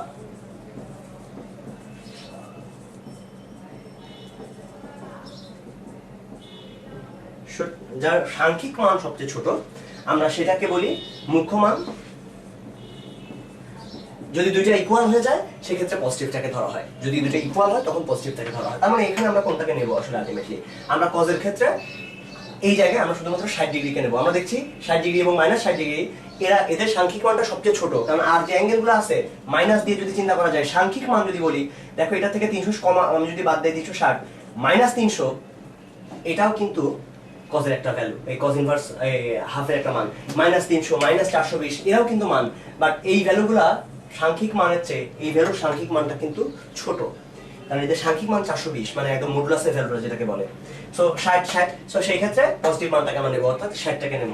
যদি এরকম পাওয়া যেত -5, 10, একটা হচ্ছে -15, 30, এর মধ্যে সাংখ্যিক মান ছোট হতো কার? -5 এর, তখন -5 নিতাম। যদি -5 +5 দুইটাই থাকতো তখন শুধুমাত্র 5টাকে নিতাম। আচ্ছা, এটাকে বলে মুখ্য মান। তাহলে এখন দেখো sin ইনভার্স x এর গ্রাফটা কি রকম। sin x এর গ্রাফ আমরা জানি, sin x এর গ্রাফ হচ্ছে এরকম দেখতে। পৃথিবীর যে কোনো ফাংশনকে যদি ইনভার্স করতে হয় একটা বেসিক রুল আছে, একটা রুল দিয়ে সব ফাংশনের গ্রাফ আমরা ইনভার্সের গ্রাফ বের করে ফেলতে পারি সবকিছুর। সেটা হচ্ছে তুমি y = x রেখাটার সাপেক্ষে রিফ্লেকশন নেবে, y = x রেখার সাপেক্ষে রিফ্লেকশন নিলে ইনভার্স ফাংশন পাওয়া যায়। কারণটা আসলে খুবই সিম্পল। আমরা জানি একটা ফাংশনের বিন্দুগুলো কিরকম, যদি এরকম হয়, একটা পয়েন্ট হচ্ছে 2, 4, আর একটা বিন্দু ধরলাম যে 4, 5, এটা যদি ফাংশনের গ্রাফটা হয় তার ইনভার্স ফাংশনের গ্রাফে নিশ্চয়ই 4, 2 এবং 5, 4 বিন্দুগুলো থাকবে। এটা কি ফিল করতে পারো? কারণটা খুব সিম্পল, এখানে ভুজ ছিল 2, মানে x এর জন্য y পাওয়া যাচ্ছিল, এখানে y এর জন্য x পেতে হবে, তার মানে 4 2 হয়ে যাবে, ভুজার কোটিটা ইন্টারচেঞ্জ হয়ে যাবে। ভুজার কোটি ইন্টারচেঞ্জ হওয়ার মানে হচ্ছে সেটাকে y অক্ষের সাপেক্ষে reflection now, sorry y equal to x রেখার সাপেক্ষে, এই যে বাঁকা যে রেখাটা y ইকুয়াল টু x রেখা যার ঢাল 1 এবং মূলবিন্দুগামী, সেই রেখাটার সাপেক্ষে যদি তুমি রিফ্লেকশন নাও তাহলে পাবা। এখন রিফ্লেকশন নিলে কি দাঁড়ায় দেখি একটু, এটার সাপেক্ষে রিফ্লেকশন নিলে যে ছবিটা পাওয়া যাবে সেই ছবিটা হবে এরকম। দেখো এইটা রিফ্লেকশন এইখানে, এটা রিফ্লেকশন এইখানে। রিফ্লেকশন মানে হচ্ছে আয়না, এটাকে আয়না চিন্তা করবা। আয়না চিন্তা করলে এই বিন্দুগুলোর যে ছবি পাওয়া যাবে, প্রতিবিম্ব কোথায় কোথায় পাওয়া যাবে, এই বিন্দুর ছবি পাওয়া যাবে এখানে, এই বিন্দুর এই পাশে, এটা দ্বিমুখী আয়না। এমন করে যে ছবিটা পাওয়া যাবে এটা খুব সুন্দর। ওইটা ছিল এক্স অক্ষকে পেঁচানো, এই ছবিটা পাওয়া যাবে ওয়াই অক্ষকে পেঁচানো। এটাই হচ্ছে সাইন ইনভার্স এক্স এর ছবি। দেখো এখন এক্স এর একটা মানের জন্য ওয়াই অনেকগুলো ভ্যালু পাওয়া যায়, এই যে এই দাগ বরাবর যতগুলো কাট করবে, এই ঝামেলা যাতে না হয় তার জন্য যেটা করা হয়েছে, আমরা এখান থেকে এই পর্যন্ত জাস্ট এতটুকু গ্রাফটাকে নিই, বাকি অংশগুলোকে কেটে ফেলে দেই। আমরা বাকিটুকুকে রাখি না, অর্থাৎ আমাদের গ্রাফটা এখন জাস্ট এই পর্যন্ত, এটা -1 থেকে +1 পর্যন্ত। x এর ভ্যালু যখন -1 তখন আমরা এখানে যাব, x এর ভ্যালু যখন +1 আমরা এই জায়গায় যাব, এবং এই ভ্যালুগুলো কোথায় কোথায়, এটা হচ্ছে -π/2 তে এবং এটা হচ্ছে +π/2 তে। তার মানে sin ইনভার্স x এটার ভ্যালু আমরা নেব শুধুমাত্র -π/2 থেকে π/2 এর মধ্যে যত ভ্যালু আছে সেই ভ্যালুগুলোকে, আর কোনো মানকে আমরা নেব না। -π/2 থেকে π/2 পর্যন্ত। দেখো রেঞ্জ কিন্তু মাত্র 180 বা পাই, এর মধ্যেই আসলে সমস্ত ভ্যালুগুলোকে একবার পাওয়া যাবে। ওকে, এই একটুকু হচ্ছে তার মানে সাইন ইনভার্স x এর মেইন ছবিটা, ফাংশনাল ভ্যালু যেখানে। আচ্ছা এইবার এখন আসো দেখো যে এই মুখ্যমানটা না হলে ঝামেলাটা কি হতো। মুখ্যমানটা না বললে, মুখ্যমানটা বলার কি দরকার ছিল, এটার দরকার আছে আসলে। একটা ব্যাপার দেখো, এটা খুবই গুরুত্বপূর্ণ একটা প্রপার্টি যেটা আমাদের খুব কাজে লাগে। Sign inverse x plus cos inverse x, এটা হচ্ছে π/2। আইডিয়াটা খুব সিম্পল, দুইটার পূরক কোণ, একদম এখানে যা আছে এটা হচ্ছে পূরক কোণ। দেখো বিশ্বাস না হলে তাকায় দেখো যে এটা আসলে কি বলতেছে। দেখো এটা যদি থিটা হয়, ধরো এটা থিটা, এটা x, এটা 1, এই জায়গায় নিঃসন্দেহে sin θ ইকুয়াল টু x/1 মানে x, তাহলে sin ইনভার্স x হচ্ছে থিটা, এইটাকে নাম দিলাম আলফা। এখন তাকায় দেখো cos আলফা সমান কত, cos আলফাও কিন্তু x, কারণ এই তার cos আলফার কাছে এটা হচ্ছে ভূমি, এটা হলো অতিভুজ, তার মানে আলফা হবে cos ইনভার্স x। তাহলে আসলে sin ইনভার্স x যেটা হয়, cos ইনভার্স x হচ্ছে তার অন্য পূরক যে কোণটা আছে সেই কোণটা। এখন এই দুটো কোণ যোগ করলে কত পাওয়া যাবে, এদেরকে যোগ করলে অবশ্যই এই 90 ডিগ্রি পাওয়া যাবে। এটাই এখানে বলা হচ্ছে যে এই দুটো অ্যাঙ্গেল, sin ইনভার্স x হচ্ছে থিটা কোণটা আর cos ইনভার্স x হচ্ছে আলফা কোণটা। ইনভার্স x সামথিং বললে একটা অ্যাঙ্গেল বোঝায়, সো এই দুটো মিলে অবশ্যই এই π/2 পাওয়া যাবে। তো এইটা তো আমরা জানি, কিন্তু ধরো একজন বলল যে আসো এইভাবে চিন্তা করি যে আমি জোর করে ধরে নিলাম sin inverse x minus cos inverse x equal to π/2, জোর করে ধরলাম। এখন ঝামেলাটা কোথায় যাবে, তাহলে পরের লাইনে আমি লিখতে পারবো, বা মনে করো আমরা সমাধানই করছি, সাপোজ আমরা তো জানি যে প্লাস হলে এটা মেলে, মাইনাস হলে মেলে না, তার সমাধান করার চেষ্টা করি। দুই পাশে সাইন নেওয়া হলো, এই পাশেও সাইন নিলাম,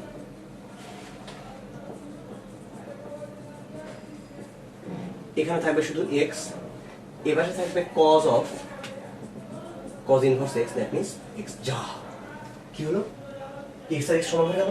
তার মানে কি, তার মানে x এর যে কোনো ভ্যালুর জন্য এটা সত্যি, কিন্তু এটা আসলে সত্যি না, কারণ এখানে প্লাস হলে তখন একটা ব্যাপার ছিল। আমরা কি কখনো এটা বলতে পারি যে এটা বিয়োগ এটা সমান, এটা হবেই না। এটা যদি এটা ডাবল হতো তখন একটা ঘটনা হতে পারতো যে এটা 60 ডিগ্রি, এটা হয়তো আছে 30 ডিগ্রি, সেই ক্ষেত্রে বিয়োগ করলে π/2 এটা আসার একটা চান্স, আসলে তাও হয় না, কারণ এটা কখনোই হবে না। আসলে দুইটার বিয়োগফল, দুইটা অ্যাঙ্গেল বিয়োগ করে π/2 হবে। একটা অ্যাঙ্গেল π/2 এর চেয়ে বড়, এর মানে কি যে একটা অ্যাঙ্গেল π/2 এর চেয়ে বড়, যে এই অ্যাঙ্গেলটা π/2 এর চেয়ে বড়, এটা আসলে হবে না কখনো। তাহলে কি হলো আসলে, আমরা এখানে কি করলাম? এটাই আসলে ঝামেলা হয়েছে যে আমরা যখনই এরকম ভ্যালুটা চিন্তা করেছি, এই জায়গায় যখন হিসাব করতে হয়েছে, তখন আসলে আমাদেরকে প্রিন্সিপাল ভ্যালুর আইডিয়াটা এখন ধারণা রাখতে হবে। ইনফ্যাক্ট এই ত্রিভুজের মধ্যে যদি এই ঘটনাটা সত্যি হতে হয়, এটা ত্রিভুজের মধ্যে সত্যি হওয়া আসলে সম্ভব না, যে কারণে এই লাইনটা আমরা লিখতেই পারি না। আসলে যদি প্রিন্সিপাল ভ্যালু দিয়ে চিন্তা করি, মুখ্য মানের হিসাব করলে এই লাইনটা কখনোই সত্যি হবে না, যে কারণে আমরা এর পরের ধাপগুলোতে আসলে আগাতে পারবো না। এটাই এখানকার প্রবলেমটা। সো মুখ্য মানের ধারণাটা দরকার। আচ্ছা যাই হোক, এবারে আচ্ছা, এখানে আরো বেশ কিছু অঙ্ক আছে যেগুলো আমরা জানি, বাট আমরা আসলে অঙ্ক দিকে আমি যেতে চাচ্ছি না, কারণ আলটিমেটলি এই জিনিসগুলো খুব বেশি সোজা। আচ্ছা, আরেকটা ব্যাপার একটু বলে ফেলা যাক। কিছু ফর্মুলা আছে, এটা একটু ফিল করানো যাক। আমরা জানি tan a প্লাস b এর ফর্মুলাটা কি? tan a প্লাস b এর ফর্মুলা হচ্ছে tan a plus tan b by 1 minus tan a tan b। এইটা আর এটা যে একই ফর্মুলা, এটা চেঞ্জ করতে শেখো।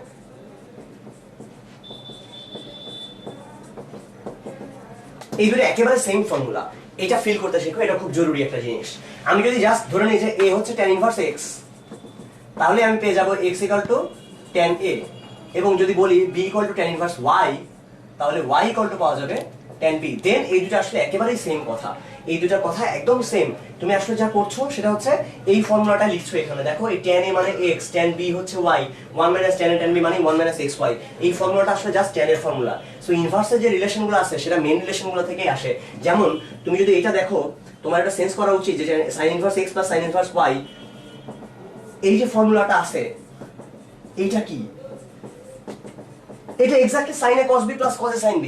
আসলেই তাই, এখানে sin a আছে, এখানে cos b আছে, এখানে cos a আছে, sin b আছে। বিশ্বাস না হলে এটাকে a ধরো, এটাকে b ধরো, তার মানে তুমি কি পাচ্ছ আলটিমেটলি? তুমি পাচ্ছ a প্লাস b, এটা ইকুয়াল টু sin ইনভার্স। দেখো sin ইনভার্স x যদি a হয়, শুধু x মানে হচ্ছে sin a, এই যে sin a, y মানে হচ্ছে sin b, 1 minus sin b square whole square, তার মানে 1 মাইনাস sin স্কয়ার b, তার মানে ওখানে cos b থাকবে। তাহলে sin a cos b plus cos a sin b। দেখছো এটা কিন্তু জাস্ট ওই ফর্মুলা। তার মানে এখানে যা আছে এটা sin a, এটা cos b, এটা cos a sin b। ঠিক একই ভাবে তুমি যখন কোসাইনের সূত্রটা নিবা, সেই সূত্রে অবশ্যই এখানটা মাইনাস আসবে, কারণ আমরা জানি cos a প্লাস b এর ফর্মুলার মধ্যেই আছে cos a cos b minus sin a sin b। That means ওখানে ফর্মুলাটা হবে এরকম cos a cos b, দেখছো x আর y minus sin a sin b, এটা হবে cos inverse a plus cos inverse b, cos inverse y। Okay, এটা হলো cos ইনভার্সের সূত্র। মানে মেইন ব্যাপারটা মাথায় রাখো যে এখানে যে সূত্রগুলো আছে সেটা ওই সূত্রটাই আসলে, ওইটা একটু সেন্স করার চেষ্টা করো, ওইটা আরেকবার ভাবার চেষ্টা করো। তুমি ভাবলেই জাস্ট এরকম করে বসালেই বুঝতে পারবে। cos ইনভার্স x এর জায়গায় a বসাও, cos ইনভার্স y এর জায়গায় b বসাও, দেখবে তুমি ওই জিনিসগুলো খুব ইজিলি পেয়ে গেছো। আচ্ছা, এবারে আরেকটা অংশ নিয়ে একটু বলা যাক।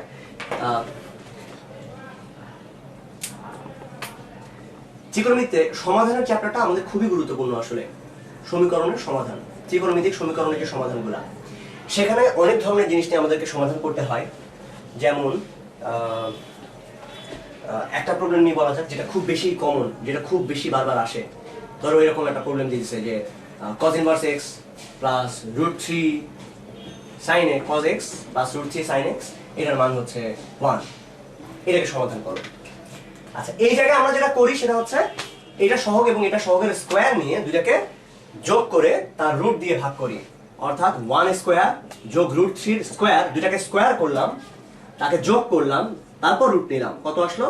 আসলো 1 প্লাস 3, তার মানে √4, দ্যাট মিন্স 2। আমরা 2 দিয়ে সবাইকে ভাগ করে দিলাম।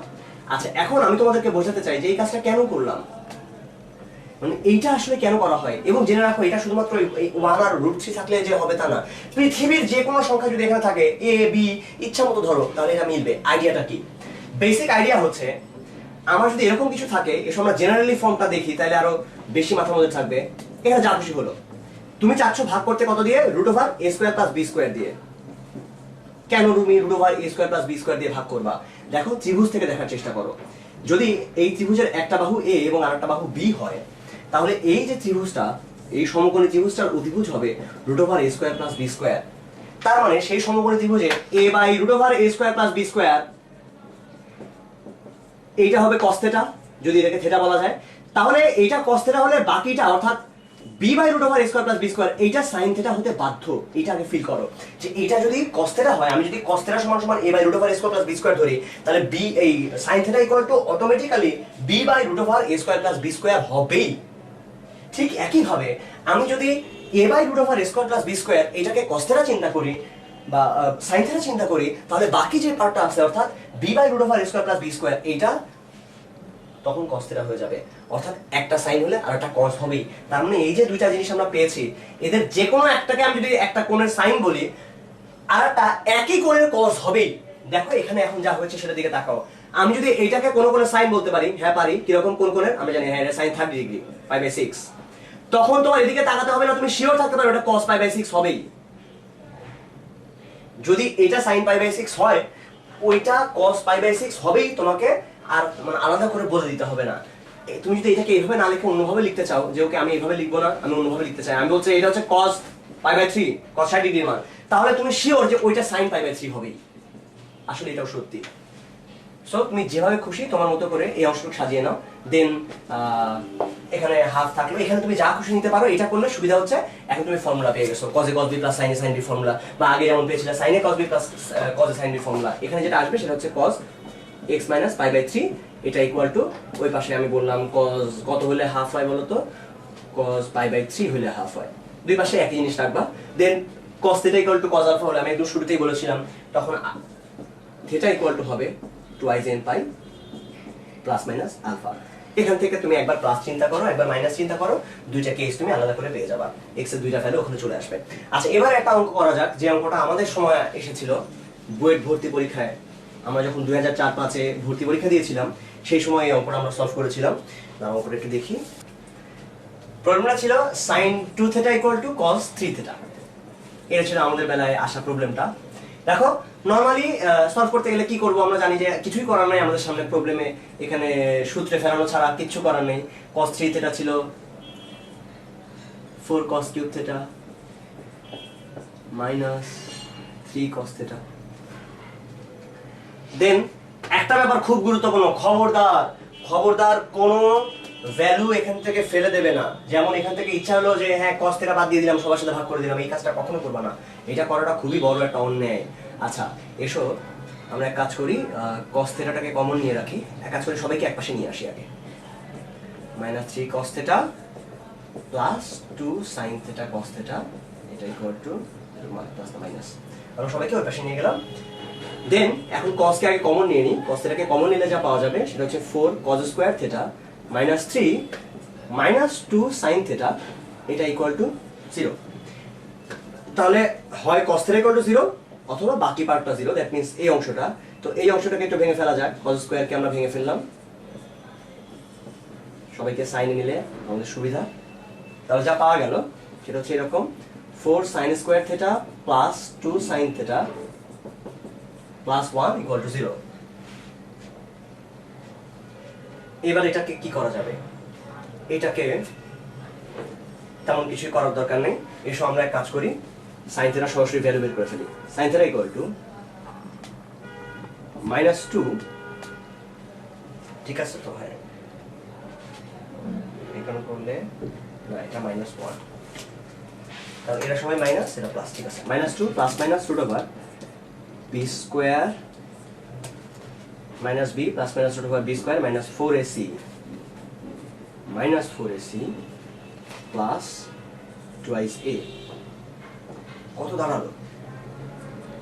যেটা পাওয়া গেল এটা হচ্ছে 4√2, তার মানে 8, তার মানে 2√2 হবে, 2 দিয়ে ভাগ করে দিলে minus 1 plus minus minus 1 plus minus √2/4। এইবার হচ্ছে কথা যে এখন এই যে ভ্যালুগুলো পাওয়া গেল, এগুলোর আদৌ কোনো ভালো মান আছে কিনা এটা না জেনে আসলে অগ্রসর হওয়া ঠিক না। সো আমাদের কাছে দুইটা মান আছে, একটা হচ্ছে এইটা, আর একটা মান হচ্ছে sin θ ভ্যালু হইতে পারে -1 প্লাস √3/4। সো এরপরে যে কাজটা করা উচিত, ক্যালকুলেটর দিয়ে টেস্ট করে দেখি যে হ্যাঁ আসলে কিছু পাওয়া সম্ভব কিনা। ওকে, sin ইনভার্স -1 মাইনাস √2 ভাগ 4, ভালো কিছু পাওয়া যাচ্ছে না। আর যদি প্লাস করি আমরা তাহলেও ভালো কিছু পাওয়া যাচ্ছে না। ভালো কিছু পাওয়ার কথা ছিল, কোথাও ভুল করেছি বোধহয়। আচ্ছা যাই হোক, মেইন আইডিয়া হচ্ছে যদি কিছু পাওয়া যেত, ধরো যে এখানে কিছুটা পাওয়া গেল তাহলে তো ভালো, আর না পাওয়া গেলে আমরা ধরে নেব এটা হচ্ছে আলফা, ইচ্ছা মতো, যেখানে সাইন আলফা মান হচ্ছে এই জিনিসটা। অতএব থেটা হবে n pi plus -1 to the power n into alpha. আর ঠিক একইভাবে ওইটাকে বেটা ধরে নাও, যেখানে থেটা হচ্ছে n pi plus n to the power -1 to the power n into বেটা। যেখানে আলফা বেটার পরিচয় দিয়ে দেবে যে সাইন আলফা হচ্ছে এটা, সাইন বেটা হচ্ছে এটা। আর যদি কোনো সুন্দর মান পাওয়া যায় 15 ডিগ্রি এরকম মান কিন্তু পাওয়া যেতে পারে, যে ভ্যালুগুলো আমার সবসময় মাথার মধ্যে থাকে না, 15 ডিগ্রি বা এই জাতীয় যে মানগুলো আছে। ওকে, এই প্রবলেমটাকে আসলে এত কষ্ট করে করার কিছু নেই, এটাকে চাইলে আরো খুব সহজ করে করা যায়, আমরা সেটাও একটু করে ফেলি। সহজ করে করার আইডিয়াটাও খুব সিম্পল, যে cos 3 থিটা এটা ইকুয়াল টু sin 2 থিটাকে আমরা লিখতে পারি cos π/2 - 2 থিটা। দেন আমরা জানি cos theta equal to cos alpha যদি হয় তখন কি লেখা যায়, আমরা লিখতে পারি যে হ্যাঁ তখন হবে 3 theta equal to twice n pi plus minus. এখন আমরা দুইটা কেস নেব, একটা প্লাস একটা মাইনাস। প্লাস যদি নিই তাহলে পাওয়া যাবে 3 পাই 3 থিটা ইকুয়াল টু, দেখেন এই পাশে নিয়ে আসলো 5 থিটা সমান সমান টুয়াইস n পাই প্লাস এটা, আর থিটা ইকুয়াল টু,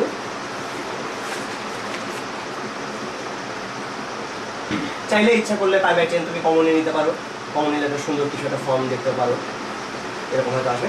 আর একটা কেস কি পাওয়া যাবে যদি মাইনাস নেই, আমরা মাইনাস যদি নেই তাহলে 3 থিটা ইকুয়াল টু আসবে twice n pi minus π/2 plus twice theta. এই পাশে নিয়ে আসলে সরাসরি থিটা পেয়ে যাবে, theta equal to twice n pi minus π/2। তাহলে এই হচ্ছে আমাদের সলিউশনগুলো, এই ধরে নিলে আমি সব সলিউশনগুলো পেয়ে যাবো। দেখো এখানে এই অধ্যায়ে অনেকগুলো অঙ্ক আছে যেখানে সবসময় n এর মানটা কেমন হবে এটা ডিরেক্টলি বলা যায় না। যেমন একটা অঙ্ক হচ্ছে ধরা যাক sin theta plus cos theta এটা ইকুয়াল টু √2 sin 2 থিটা। এই প্রবলেমটা এটা স্পেশাল প্রবলেম, যেখানে নরমালি এভাবে চিন্তা করা যায় যে ওকে আমরা বললাম এটা হচ্ছে রুট সাইন থিটার হোল স্কয়ার প্লাস এটা হলো √cos থিটা তার হোল স্কয়ার। এইখানে যেটা আছে সেটাকে এভাবে চিন্তা করি, এটা হচ্ছে √2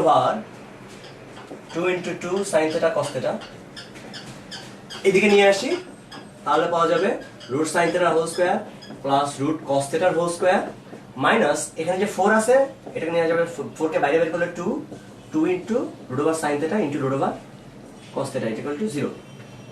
বা যেটা পাওয়া যাবে সেটা দেখতে এরকম, এটা হোল স্কয়ার ইকুয়াল টু 0, তার মানে এই দুটো এটা ইকুয়াল টু 0 হওয়ার মানে এটার মানও হবে 0, তার মানে √sin theta equal to √cos theta, তার মানে sin theta equal to cos theta, sin theta equal to cos theta হওয়ার মানে হচ্ছে সেখান থেকে tan থিটা ইকুয়াল টু 1 ভাগ করে দিলে তার মানে থিটার মান হবে, দেখো আমরা জানি tan π/4 এর মান হচ্ছে 1, এটা হবে n পাই প্লাস π/4। এইবার হচ্ছে কথা, অ্যানসার তো পাওয়া গেল, তখন আমাদের মনে হতে পারে হ্যাঁ তাহলে এগুলো সবই সুন্দর অ্যানসার, আমরা অ্যানসার পেয়ে গেছি। তুমি যদি এই পর্যন্ত রেখে আসো এবং বলো যে ওকে সবসময় এটা কিন্তু বলতেই হবে যে n হচ্ছে একটা পূর্ণ সংখ্যা আসে, আচ্ছা এই পর্যন্ত বললে উত্তর আসলে হবে না। কেন হবে না? কারণ n এর মান তুমি বলতে চাচ্ছ যে কোনো পূর্ণ সংখ্যা হলে সত্যি, আসলে কথাটা ঠিক না। যেমন এখানে এটার মান হচ্ছে n পাই প্লাস π/4, তার মানে পায়ের যে কোনো গুণিতক প্লাস π/4 এ, অর্থাৎ সেটা কোথায় যায়, যদি n এর মান 0 হয় তাহলে মানটা পাওয়া যাবে এখানে, n এর মান 1 হলে এখানে, n এর মান 2 হলে এখানে, n এর মান 3 হলে এখানে, অর্থাৎ দুইটা কোয়াড্রেন্টে মান পাওয়া যাচ্ছে, এটা ফার্স্ট কোয়াড্রেন্টে আর থার্ড কোয়াড্রেন্টে। এখন চিন্তা করো sin theta plus cos theta এই দুটোর যোগফল যেটা আছে √2 sin 2 থিটা, এটার মান কিন্তু সবসময় পজিটিভ, রুটের মধ্যে যাই থাক না কেন এটার মান পজিটিভ। √16 এটার ভ্যালু কিন্তু জাস্ট 4, খবরদার প্লাস মাইনাস 4 বলে ভুল করো না, এটার মান জাস্ট 4। ফর্মুলাটা হচ্ছে এরকম, √a² এটা equal two modulus of a। যাই হোক, সো √16 এর মান সবসময় 4, সবসময় 4, কখনোই প্লাস মাইনাস 4 না। তেমন ভাবে √2 sin 2 থিটা এটার মান সবসময় পজিটিভ, সো এই দুটো যোগ করলে পজিটিভ আসতে হবে। এখন তাকায় দেখো এই ঘরে sin থিটা cos থিটা দুইটাই পজিটিভ, এটা ফার্স্ট কোয়াড্রেন্ট, থার্ড কোয়াড্রেন্টে sin থিটা cos থিটা দুইটাই নেগেটিভ। দুইটাই যদি নেগেটিভ হয় এই দুটো জিনিস যোগ করে তুমি কখনো পজিটিভ জিনিস পাবা না। তার মানে এই ঘরের কোনো অ্যানসার তুমি আসলে নিতে পারবা না। তার মানে এই জায়গায় কোন কোয়াড্রেন্ট তোমাকে নিতে হবে আলটিমেটলি তুমি থার্ড কোয়াড্রেন্ট নিতে পারবা না, সবসময় এখানে এর মানটা হতে হবে জোড় সংখ্যা। সো বিজোড় সংখ্যা তুমি নিতেই পারবা না, এর মান যখনই বিজোড় হয়ে যাবে তখনই থার্ড কোয়াড্রেন্ট চলে আসবে, থার্ড কোয়াড্রেন্ট তুমি এখানে নিতে পারছো না। এই জায়গায় এই অ্যানসারের এর মান শুধু জোড় সংখ্যা। ওকে, তাহলে আমরা এটা শিওর থাকবো আর কি, এটা দেখে রাখতে হবে। এবারে চলো ত্রিভুজের গুণাবলী চ্যাপ্টার থেকে কিছু অংশ ছোট করে বলে ফেলা যাক।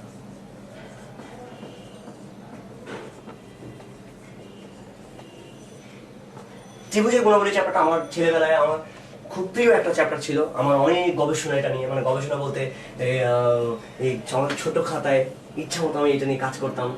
আমার খুব মজা লাগতো এরকম একটা এবিসি ত্রিভুজ একে, তারপর মনে করো এটা দেওয়া আছে আর এই বাহু দেওয়া আছে, আমি বললাম ওই বাহুটা কত হবে এটা বের করো, এরকম কাজগুলো আমাকে খুবই আনন্দিত দিত।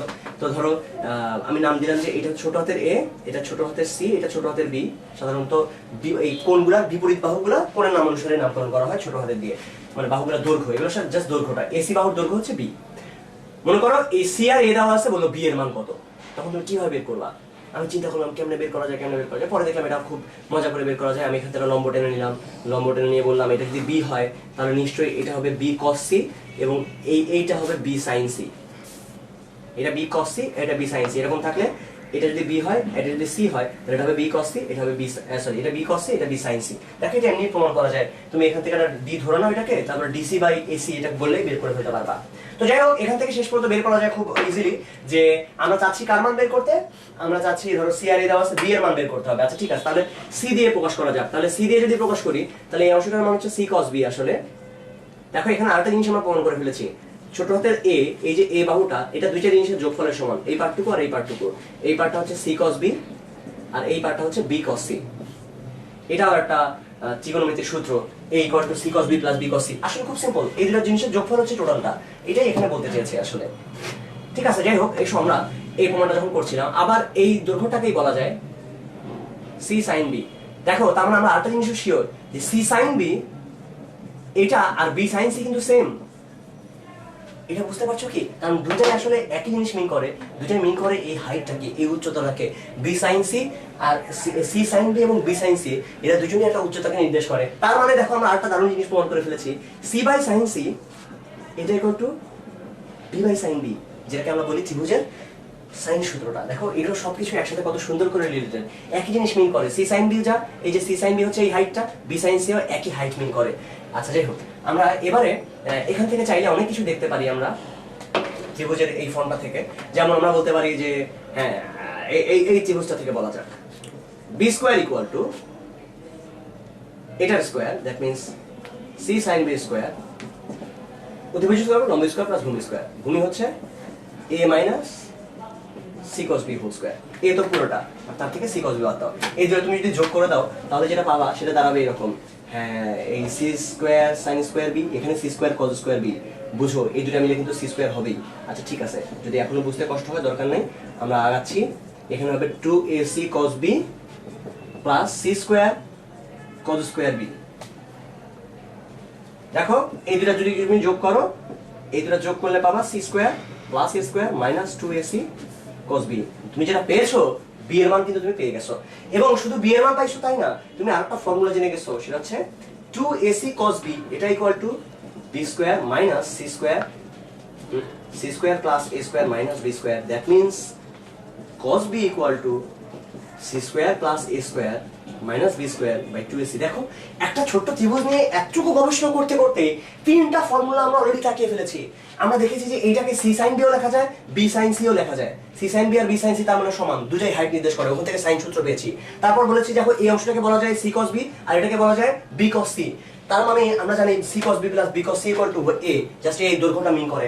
আবার এতটুকু করতে গিয়ে আমরা যেটা পেয়েছি সেটা কোসাইন রুল। দেখছো আমরা কতটুকু একটা জিনিস, এতটুকু একটা ত্রিভুজ নিয়ে ভাবতে গিয়ে কত কিছু অলরেডি এর মধ্যে বের করে ফেলছি। সো ত্রিভুজ নিয়ে অনেক মজার একটা জিনিস। এখন তোমাদেরকে বলি যে কখন মাঝে মাঝে তোমরা কনফিউশনে পড়তে পারো। ত্রিভুজ যেমন সোজা, তেমন ত্রিভুজ নিয়ে চিন্তা করতে গেলে কনফিউশনেরও অনেক জায়গা আছে। যেমন ধরো যে একটা অঙ্ক হচ্ছে এরকম, তিনটা বাহু দেওয়া আছে, √3 + 1, √3 + 1, √3 - 1, এই দুইটা, আর তাদের মধ্যবর্তী কোণ হচ্ছে 60 ডিগ্রি। বলছে অন্য কোণ এবং বাহুগুলা বের করো, এটাকে বলে ত্রিভুজ সমাধান করা। একটা ত্রিভুজকে যদি বলে এই ত্রিভুজটাকে সমাধান করো, তার মানে ত্রিভুজের বাকি যা যা লাগবে, বাকি আর তিনটা জিনিস যেগুলো আছে, আমরা জানি ত্রিভুজে তিনটা বাহু তিনটা কোণ থাকে, এখানে দুইটা বাহু একটা কোণ দেওয়া আছে, বাকি যেগুলো বাকি দুইটা কোণ একটা বাহু তোমাকে বের করতে হবে, সেগুলো কত হবে।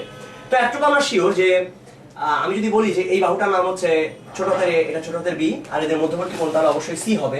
মানে ত্রিভুজটাকে আমি এরকম চিন্তা করছি, এ বি সি, এইটা হচ্ছে সেই সিটা, কি বললাম, এটা হচ্ছে সেই সিটা, এই দুটো দেওয়া আছে আর মধ্যবর্তী কোণটা দেওয়া আছে। তাহলে আমরা একটু জানি যে a বাই সাইন এ এটা equal to b by sine B, এটা equal to c by sine C. এই দুটো যদি আমাদের জানা থাকে, এখানে যা যা কিছু আছে এইটুকু জানা থাকলে আমরা কি কি কাজ করতে পারি? এইটুকু জানা থাকলে আমরা ত্রিভুজের ক্ষেত্রফল বের করতে পারি। আমরা জানি ত্রিভুজের ক্ষেত্রফলের সূত্র আছে half A B sign C. এটা হচ্ছে ত্রিভুজের ক্ষেত্রফলের সূত্র।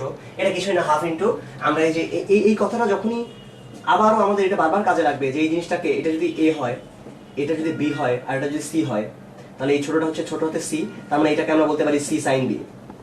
দেখো এটা খুব কাজের একটা কথা। এটাকে যেমন সি সাইন বি বলা যায়, এই পাশ থেকে চিন্তা করলে কি বলা যায়, এটাকে বলা যায় বি সাইন সি। আচ্ছা, এটা অনেক কাজের একটা কথা, কারণ তাহলে তুমি জানো এখন হাফ ইন্টু ভূমি ইন্টু উচ্চতা, এটা হচ্ছে ত্রিভুজের ক্ষেত্রফল। হাফ ইন্টু ভূমি হচ্ছে এ এতখানি, ইন্টু উচ্চতা সি সাইন বি। দেখছো half A C sine B, তার মানে হাফ ইন্টু যে কোনো একটা বাহু ইন্টু আরেকটা বাহু ইন্টু সাইন, তাদের মধ্যবর্তী কোণ, এটা নিলে ত্রিভুজের ক্ষেত্রফল পাওয়া যায়। যাই হোক, এটা না বলে আমরা এখন মেইন জায়গায় চলে যাই। দেখো এই জায়গায় একটা অ্যাঙ্গেল দেওয়া আছে, তাই না? একটা অ্যাঙ্গেল দেওয়া আছে, কোনটা? এইটা। কিন্তু অন্যটা যদি সিটা জানা থাকতো তাহলে হয়তো অনেক সোজা করে করা যেত। আমরা একটু আগে এই জানি যে সি কে আসলে বের করা যায়, সি স্কয়ার ইকুয়াল টু লেখা যায় A square plus B square minus 2ab cos c। এখান থেকে তাহলে আগে বের করে নিই √3 plus 1 whole square, √3 minus 1 whole square minus 2 into √3 plus 1 into √3 minus 1 into cos 60 degree. Okay, a plus b whole square plus a minus b whole square, এটা করলে আসবে 2 ইন্টু এটা, তাই না? a plus b whole square 2a square plus b square আসবে 2 into 3 plus 1 আসবে minus ওখানে থাকবে 2 ইন্টু 3 মাইনাস 1 ইন্টু হাফ। এই দুটোকে বাদ দিয়ে দেই, তাহলে 4 দুগুণে 8 থেকে 2 বাদ দিলে এই বাবা সি স্কয়ারের মান হচ্ছে 6। ঠিক আছে কি, আমি বইটা থেকে আসবে একটু দেখি। সি স্কয়ারের মান হচ্ছে 6, সো সি এর মান হবে √6। আচ্ছা, এইবার হচ্ছে আসল খেলা। দেখো এইটাকে এখন আমরা এখানে বসানোর চেষ্টা করি। আমাদের টার্গেট সাইন এ এবং সাইন বি, এদের মানগুলো বের করা, হচ্ছে আমাদের টার্গেট। ওকে, তাহলে এ আর বি এর মান যখন বের করতে যাব, দেখো সাইন রুল এটা মানুষকে খুবই ঝামেলা করে। এটা জেনে রাখো, সাইন রুল মানুষকে যথেষ্ট ঝামেলায় ফেলবে। এই মাত্র মানে এখনই আমরা দেখবো যে ঝামেলাটা কেমন। দেখো A by sine A equal to, আমি নিলাম এখন সি বাই সাইন সি। সুন্দর করে আমি বললাম সি হচ্ছে √6, একটু আগে আমি বের করছি, আর এটা হলো সাইন 60 ডিগ্রি। সাইন 60 ডিগ্রির ভ্যালু কত এটা আমরা জানি, সাইন 60 হচ্ছে √3/2। ওকে ফাইন, ভালো। তাহলে কি পাওয়া গেল, a বাই সাইন এ কত এটাও জানি আমরা, √3 প্লাস 1 বাই সাইন এ, এটা ইকুয়াল টু √6/√3/2। বাইটাকে উপরে তুলে নিয়েছি। আচ্ছা, এটাকে কি কি ভাগে ভাঙা যায়? এটা হচ্ছে √3 ইন্টু √2, √3 কাটা, পাওয়া গেল 2√2। অতএব sine A equal to √3 plus 1/2√2। দেখা যাক এটা সাইন কতর জন্য সত্যি হয়। ওকে, এইবার হচ্ছে আমাদের ঝামেলা। এবার আমরা সাইন ইনভার্স করব। সাইন ইনভার্স করলে কত পাওয়া যাবে? √3 প্লাস 1/2√2 আসছে 75। সো এর মান আসছে 75। এবং জেনে রাখো, তুমি এর মান 75 লিখলে তুমি ভুল করছো, হয় না উত্তর। এর মান 75 না আসলে। তাহলে 75 কেন আসলো, বা এইটা কি হলো আসলে? এর মান তো 75, আমরা তো বের করলাম 75, কিন্তু আসলে উত্তরটা 75 না। দেখো সাইন এ এটার হওয়ার মানেই এর মান 75 হবে তা না। ত্রিভুজের মধ্যেই এর দুইটা ভ্যালুর জন্য এই কথা সত্যি হয়, কারণ আমরা জানি সাইন 180 মাইনাস থিটা এটা ইকুয়াল টু সাইন থিটা। তার মানে সাইন 120 এর মানও যা, সাইন 60 এর মানও তাই, এবং দুইটার মানে হচ্ছে √3/2। অর্থাৎ তুমি যদি পাও সাইন থিটা ইকুয়াল টু √3/2, তুমি কি বলবা, 120 নাকি 60? তুমি তো শিওর না। 120 হতে পারে, তোমার এখানে মান তুমি যদি ইনভার্স করো তুমি পাবা খালি 60, কিন্তু 120 যে হবে না কে বলছে তোমাকে? যেমন এখানে আসলে উত্তর এটা না, তাহলে তুমি কিভাবে বুঝবা যে উত্তর এটা হলে কেন এই হলো? তাহলে এটা বোঝার একটা ওয়ে আছে। একটা ওয়ে হচ্ছে তুমি অন্যটা দিয়ে এখন টেস্ট করে দেখো, অন্যটা যদি দেখো, কিন্তু তুমি তো আর দেখবা না। নরমালি মানুষ কি করে, অলরেডি সি এর মান যখন আসে 60 ডিগ্রি, এর মান পেয়ে গেলাম 75 ডিগ্রি, দুইটা যোগ করলে তাকে 180 থেকে বাদ দিলে বাকিটা তো এমনি পেয়ে যাবো, আর কষ্ট করে এখানে কে করতে যাবে? তোমার উত্তর কিন্তু তাহলে হবে না। এটা যে ভুল হয়েছে এটা তুমি বুঝতেই পারবা না, কারণ এখানে দুইটা ভ্যালুর জন্য এটা সত্যি হয়। তাহলে আমি কি করব ভাইয়া? ওকে, একটাই ওয়ে আছে, সেটা হচ্ছে তুমি এখান থেকে সরাসরি কজের ফর্মুলা দিয়ে অ্যাঙ্গেলটা বের করে নাও, অথবা বি এর দিকে তাকাও। বি এর দিকে তাকালেই বুঝতে পারবা। তাহলে আমরা দেখলাম যে ওখানে মান আসছিল 75 ডিগ্রি, দ্যাট মিন্স এটা আরেকটা মান হতে পারে 105 ডিগ্রি। হয় 75 হবে, নয়তো 105 হবে, কারণ sine 180 minus theta equal to sine theta. বাকিটা তাহলে কেমন হবে? বাকিটার দিকে তাকানো যাক। বাকিটা হচ্ছে এই যে এখানে, তার মানে বি বাই সাইন বি এখান থেকে এখন বি এর মান বের করা যাক, তখন অপশনগুলো চুজ করা যাবে। ঠিক একইভাবে এইটাও আগের মতোই, এটা √6, এটা হচ্ছে √3/2, এটা একসাথে গুণন করলে শেষ পর্যন্ত 2√2 হয়, একটু আগে আমরা দেখছিলাম। বি কত? বি হচ্ছে √3 - 1, তাহলে সাইন বি এর মান হবে √3 - 1/2√2। দেখা যাক এখন এইটার ভ্যালু ক্যালকুলেটর কত দেয়।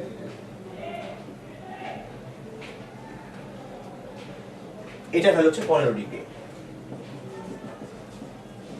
এইবার হলো ঝামেলা, তার মানে এটার মান যেমন 15 হতে পারে, আরেকটা হতে পারে, কত হতে পারে? এটার মান আরেকটা হতে পারে 165 হতে পারে। এখন হচ্ছে তোমার ডিসিশন নেওয়ার পালা যে কোনটা হবে। যাই হোক, আসলে লাকিলি ঠিকই আছে, মানে এখানে ভয় পাওয়ার কিছু নাই। আসলে এই অঙ্কে দেখো অলরেডি একটা দেওয়া ছিল 60, তার মানে বাকি দুইটা যোগ করে 120 হতে হবে, এটা তো শিওর, কারণ তিনটা কোণের যোগফল আমরা জানি 180। তো এখান থেকে এখন তুমি বুঝতে পারবা যে এখান থেকে একটা নাও আর এখান থেকে একটা নাও, নিয়ে দুইটা যোগ করে 120 বানাইতে হবে। তাহলে তুমি কোনটা নিবা? 15 আর এই 75 নিয়ে পারবা না। 15 আর 105 তুমি যদি নাও, যেহেতু দুইটা যোগ করে 120 বানাতে হবে, এটা হবে না শিওর, তাহলে 15 আর 105 এটা নিলে গা দুইটা যোগ করে 120 বানাতে পারবা। একটা কোণ তো 60 দেওয়াই আছে, তাহলে বাকি দুইটা যোগ করে 120 হতেই হবে। তুমি সেই 120টা এখান থেকে মিলাচ্ছ, তাহলে দেখো অ্যান্সার 15 আর ওটা হচ্ছে 105। তার মানে দেখো তুমি যে 75 ভাবছিলা, এই 75 ডিগ্রি অ্যান্সারটা ঠিক না। তাহলে তুমি কি করবা? এই জায়গায় সাইন ব্যবহার করার দরকার নেই, তুমি কোসাইনে আরেকবার অ্যাপ্লাই করো। তুমি তো তিনটা ভ্যালু জানো, তুমি জানো এটার মান হচ্ছে √3 + 1, একটা √3 - 1, আচ্ছা এটা √3 + 1, এটা √3 - 1 এবং এটা √6। তিনটা যদি ত্রিভুজে তিনটা বাহু জানা যায়, তাহলে cos নিলে সব কোণ পেয়ে যাবা। একটু কষ্ট হবে, বাট তুমি অবশ্যই পারবা। যেমন cos a, এখন এটার ভ্যালু আমি ইজিলি বলতে পারবো, এটা হচ্ছে a কোণের বিপরীত বাহু, তো এখানে থাকবে a স্কয়ার, আমার ফর্মুলাটা দাঁড়াবে এরকম /2bc। এখন খুব সুন্দর করে তুমি বলতে পারবা, হ্যাঁ b স্কয়ার করলাম, b স্কয়ার মানে হচ্ছে √3 - 1 হোল স্কয়ার। cos দিলে সুবিধাটা কি? কজের কখনো এরকম একটা ত্রিভুজের মধ্যে দুই রকম মান আসে না, একই ত্রিভুজের মধ্যে কজের দুই রকম মান নাই, কারণ কজ ফার্স্ট কোয়াড্রেন্ট আর সেকেন্ড কোয়াড্রেন্টে দুই জায়গায় দুই রকম মান দেয়, এখানে পজিটিভ এখানে নেগেটিভ। আমরা জানি কজের মান এখানে পজিটিভ আর এখানে নেগেটিভ, কিন্তু সাইনের ক্ষেত্রে এখানেও পজিটিভ এখানেও পজিটিভ, অর্থাৎ দুই কোয়াড্রেন্টেই একটা করে মান সাইনের থাকতে পারে। কজের ক্ষেত্রে এই চান্সটা নাই, এই কারণে তুমি এখান থেকে খুব সুন্দর করে দেখবা যে এর মান এখন খুব সুন্দর করে তুমি পেয়ে যাবা যে এটা হবে 105 ডিগ্রি, বা তুমি যেরকম আশা করতেছিলা এটা আসলে 105 এর মতোই আসবে। হ্যাঁ ওকে, ঠিক আছে। আচ্ছা, এবার ত্রিভুজের গুণাবলীতে আরেকটা জিনিস একটু বলা যাক, সেটা হচ্ছে কিছু জিনিসের মধ্যে সম্পর্ক একটু বলা যাক। ধরো একটা বড় ত্রিভুজ আছে, সেই ত্রিভুজটার পরিকেন্দ্র আর অন্তকেন্দ্রের মধ্যে আমরা একটা সম্পর্ক স্থাপন করি। অন্তকেন্দ্র এই জিনিসটা, অন্তকেন্দ্র না আসলে অন্তঃব্যাসার্ধ বলা যায়, অন্তঃব্যাসার্ধ আমরা বের করার চেষ্টা করছি। ত্রিভুজের অন্তরের ভিতরে, একদম ভিতরে ত্রিভুজের তিনটা বাহুকে টাচ করে যে বৃত্তটা যাবে, সেই বৃত্তকে আমরা বলি অন্তবৃত্ত। সেই অন্তবৃত্তের ব্যাসার্ধ হচ্ছে অন্তঃব্যাসার্ধ, তাকে আমরা ছোট হাতের আর দিয়ে মার্ক করলাম। এখন বললাম ত্রিভুজের দেওয়া আছে শুধুমাত্র এ বি সি, ত্রিভুজের তিনটা বাহুর দৈর্ঘ্য দেওয়া আছে, সেটা দিয়ে আর বের করতে হবে। কেমনে বের করা যাবে? আইডিয়াটা দেখো, খুব সিম্পল। আমরা জানি এই পুরা ত্রিভুজের ক্ষেত্রফল, এটা হবে তিনটা ত্রিভুজের ক্ষেত্রফলের যোগফল। ত্রিভুজ এবিসি এই পুরোটার ক্ষেত্রফল হবে, এই ডেল্টা সমান হবে ত্রিভুজ ক্ষেত্র ওবিসি প্লাস ত্রিভুজ ক্ষেত্র ওসিএ প্লাস ত্রিভুজ ক্ষেত্র এওবি। এবং দেখো ত্রিভুজ ক্ষেত্র ওবিসি এটা হচ্ছে হাফ ইন্টু এআর, এ হাফ ইন্টু ভূমি ইন্টু উচ্চতা। ঠিক একইভাবে ওটা হচ্ছে হাফ ইন্টু বিআর, এটা হচ্ছে half into CR. That means যা পাওয়া গেল সেটা হচ্ছে আর কমন নিলে পাওয়া গেল a plus B plus C by 2 বা আর ইন্টু এস। এস হচ্ছে অর্ধপরিসীমা, a plus B plus C by 2, এটা অর্ধপরিসীমা আমরা আগে থেকে জানি। সো যেটা পাওয়া গেল সেটা খুব দারুণ একটা equation, delta equal to R S. এটা দিয়েই আমরা তিনটা জিনিস জানা থাকলে, দেখো তিনটা জিনিস জানা থাকলে তো আমরা এস জানি, এস জানলে ডেল্টাও জানি। হেরনের ফর্মুলা আছে, হেরনের সূত্র আমাদেরকে বলে, হেরনের সূত্র যে ত্রিভুজের তিনটা বাহু যদি হয় এ বি এবং সি, তাহলে তাদের অর্ধপরিসীমা এস হলে ফর্মুলা হবে S into S minus A into S minus B into S minus C. এটা হচ্ছে হেরনের সূত্র থেকে ত্রিভুজের ক্ষেত্রফল বের করা। আগে ক্ষেত্রফল বের করবো, দেন তারপরে সেখান থেকে এস দিয়ে ভাগ করে দিলেই তুমি পেয়ে যাবা আর এর মানটা, অর্থাৎ ত্রিভুজের অন্তর ব্যাসার্ধের মানটা তুমি এখান থেকে পেয়ে যাবা।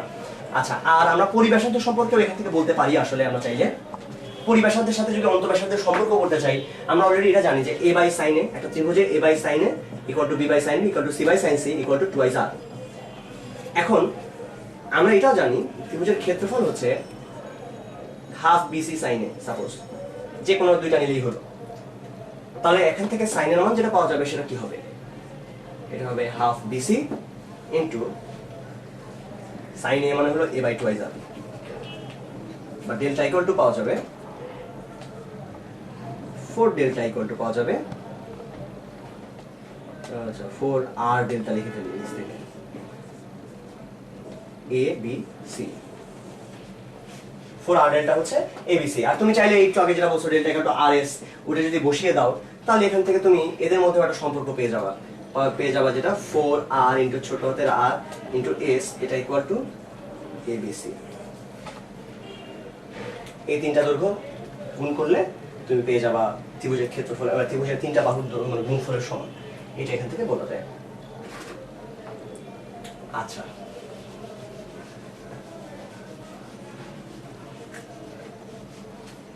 ওকে, আলোচনা মোটামুটি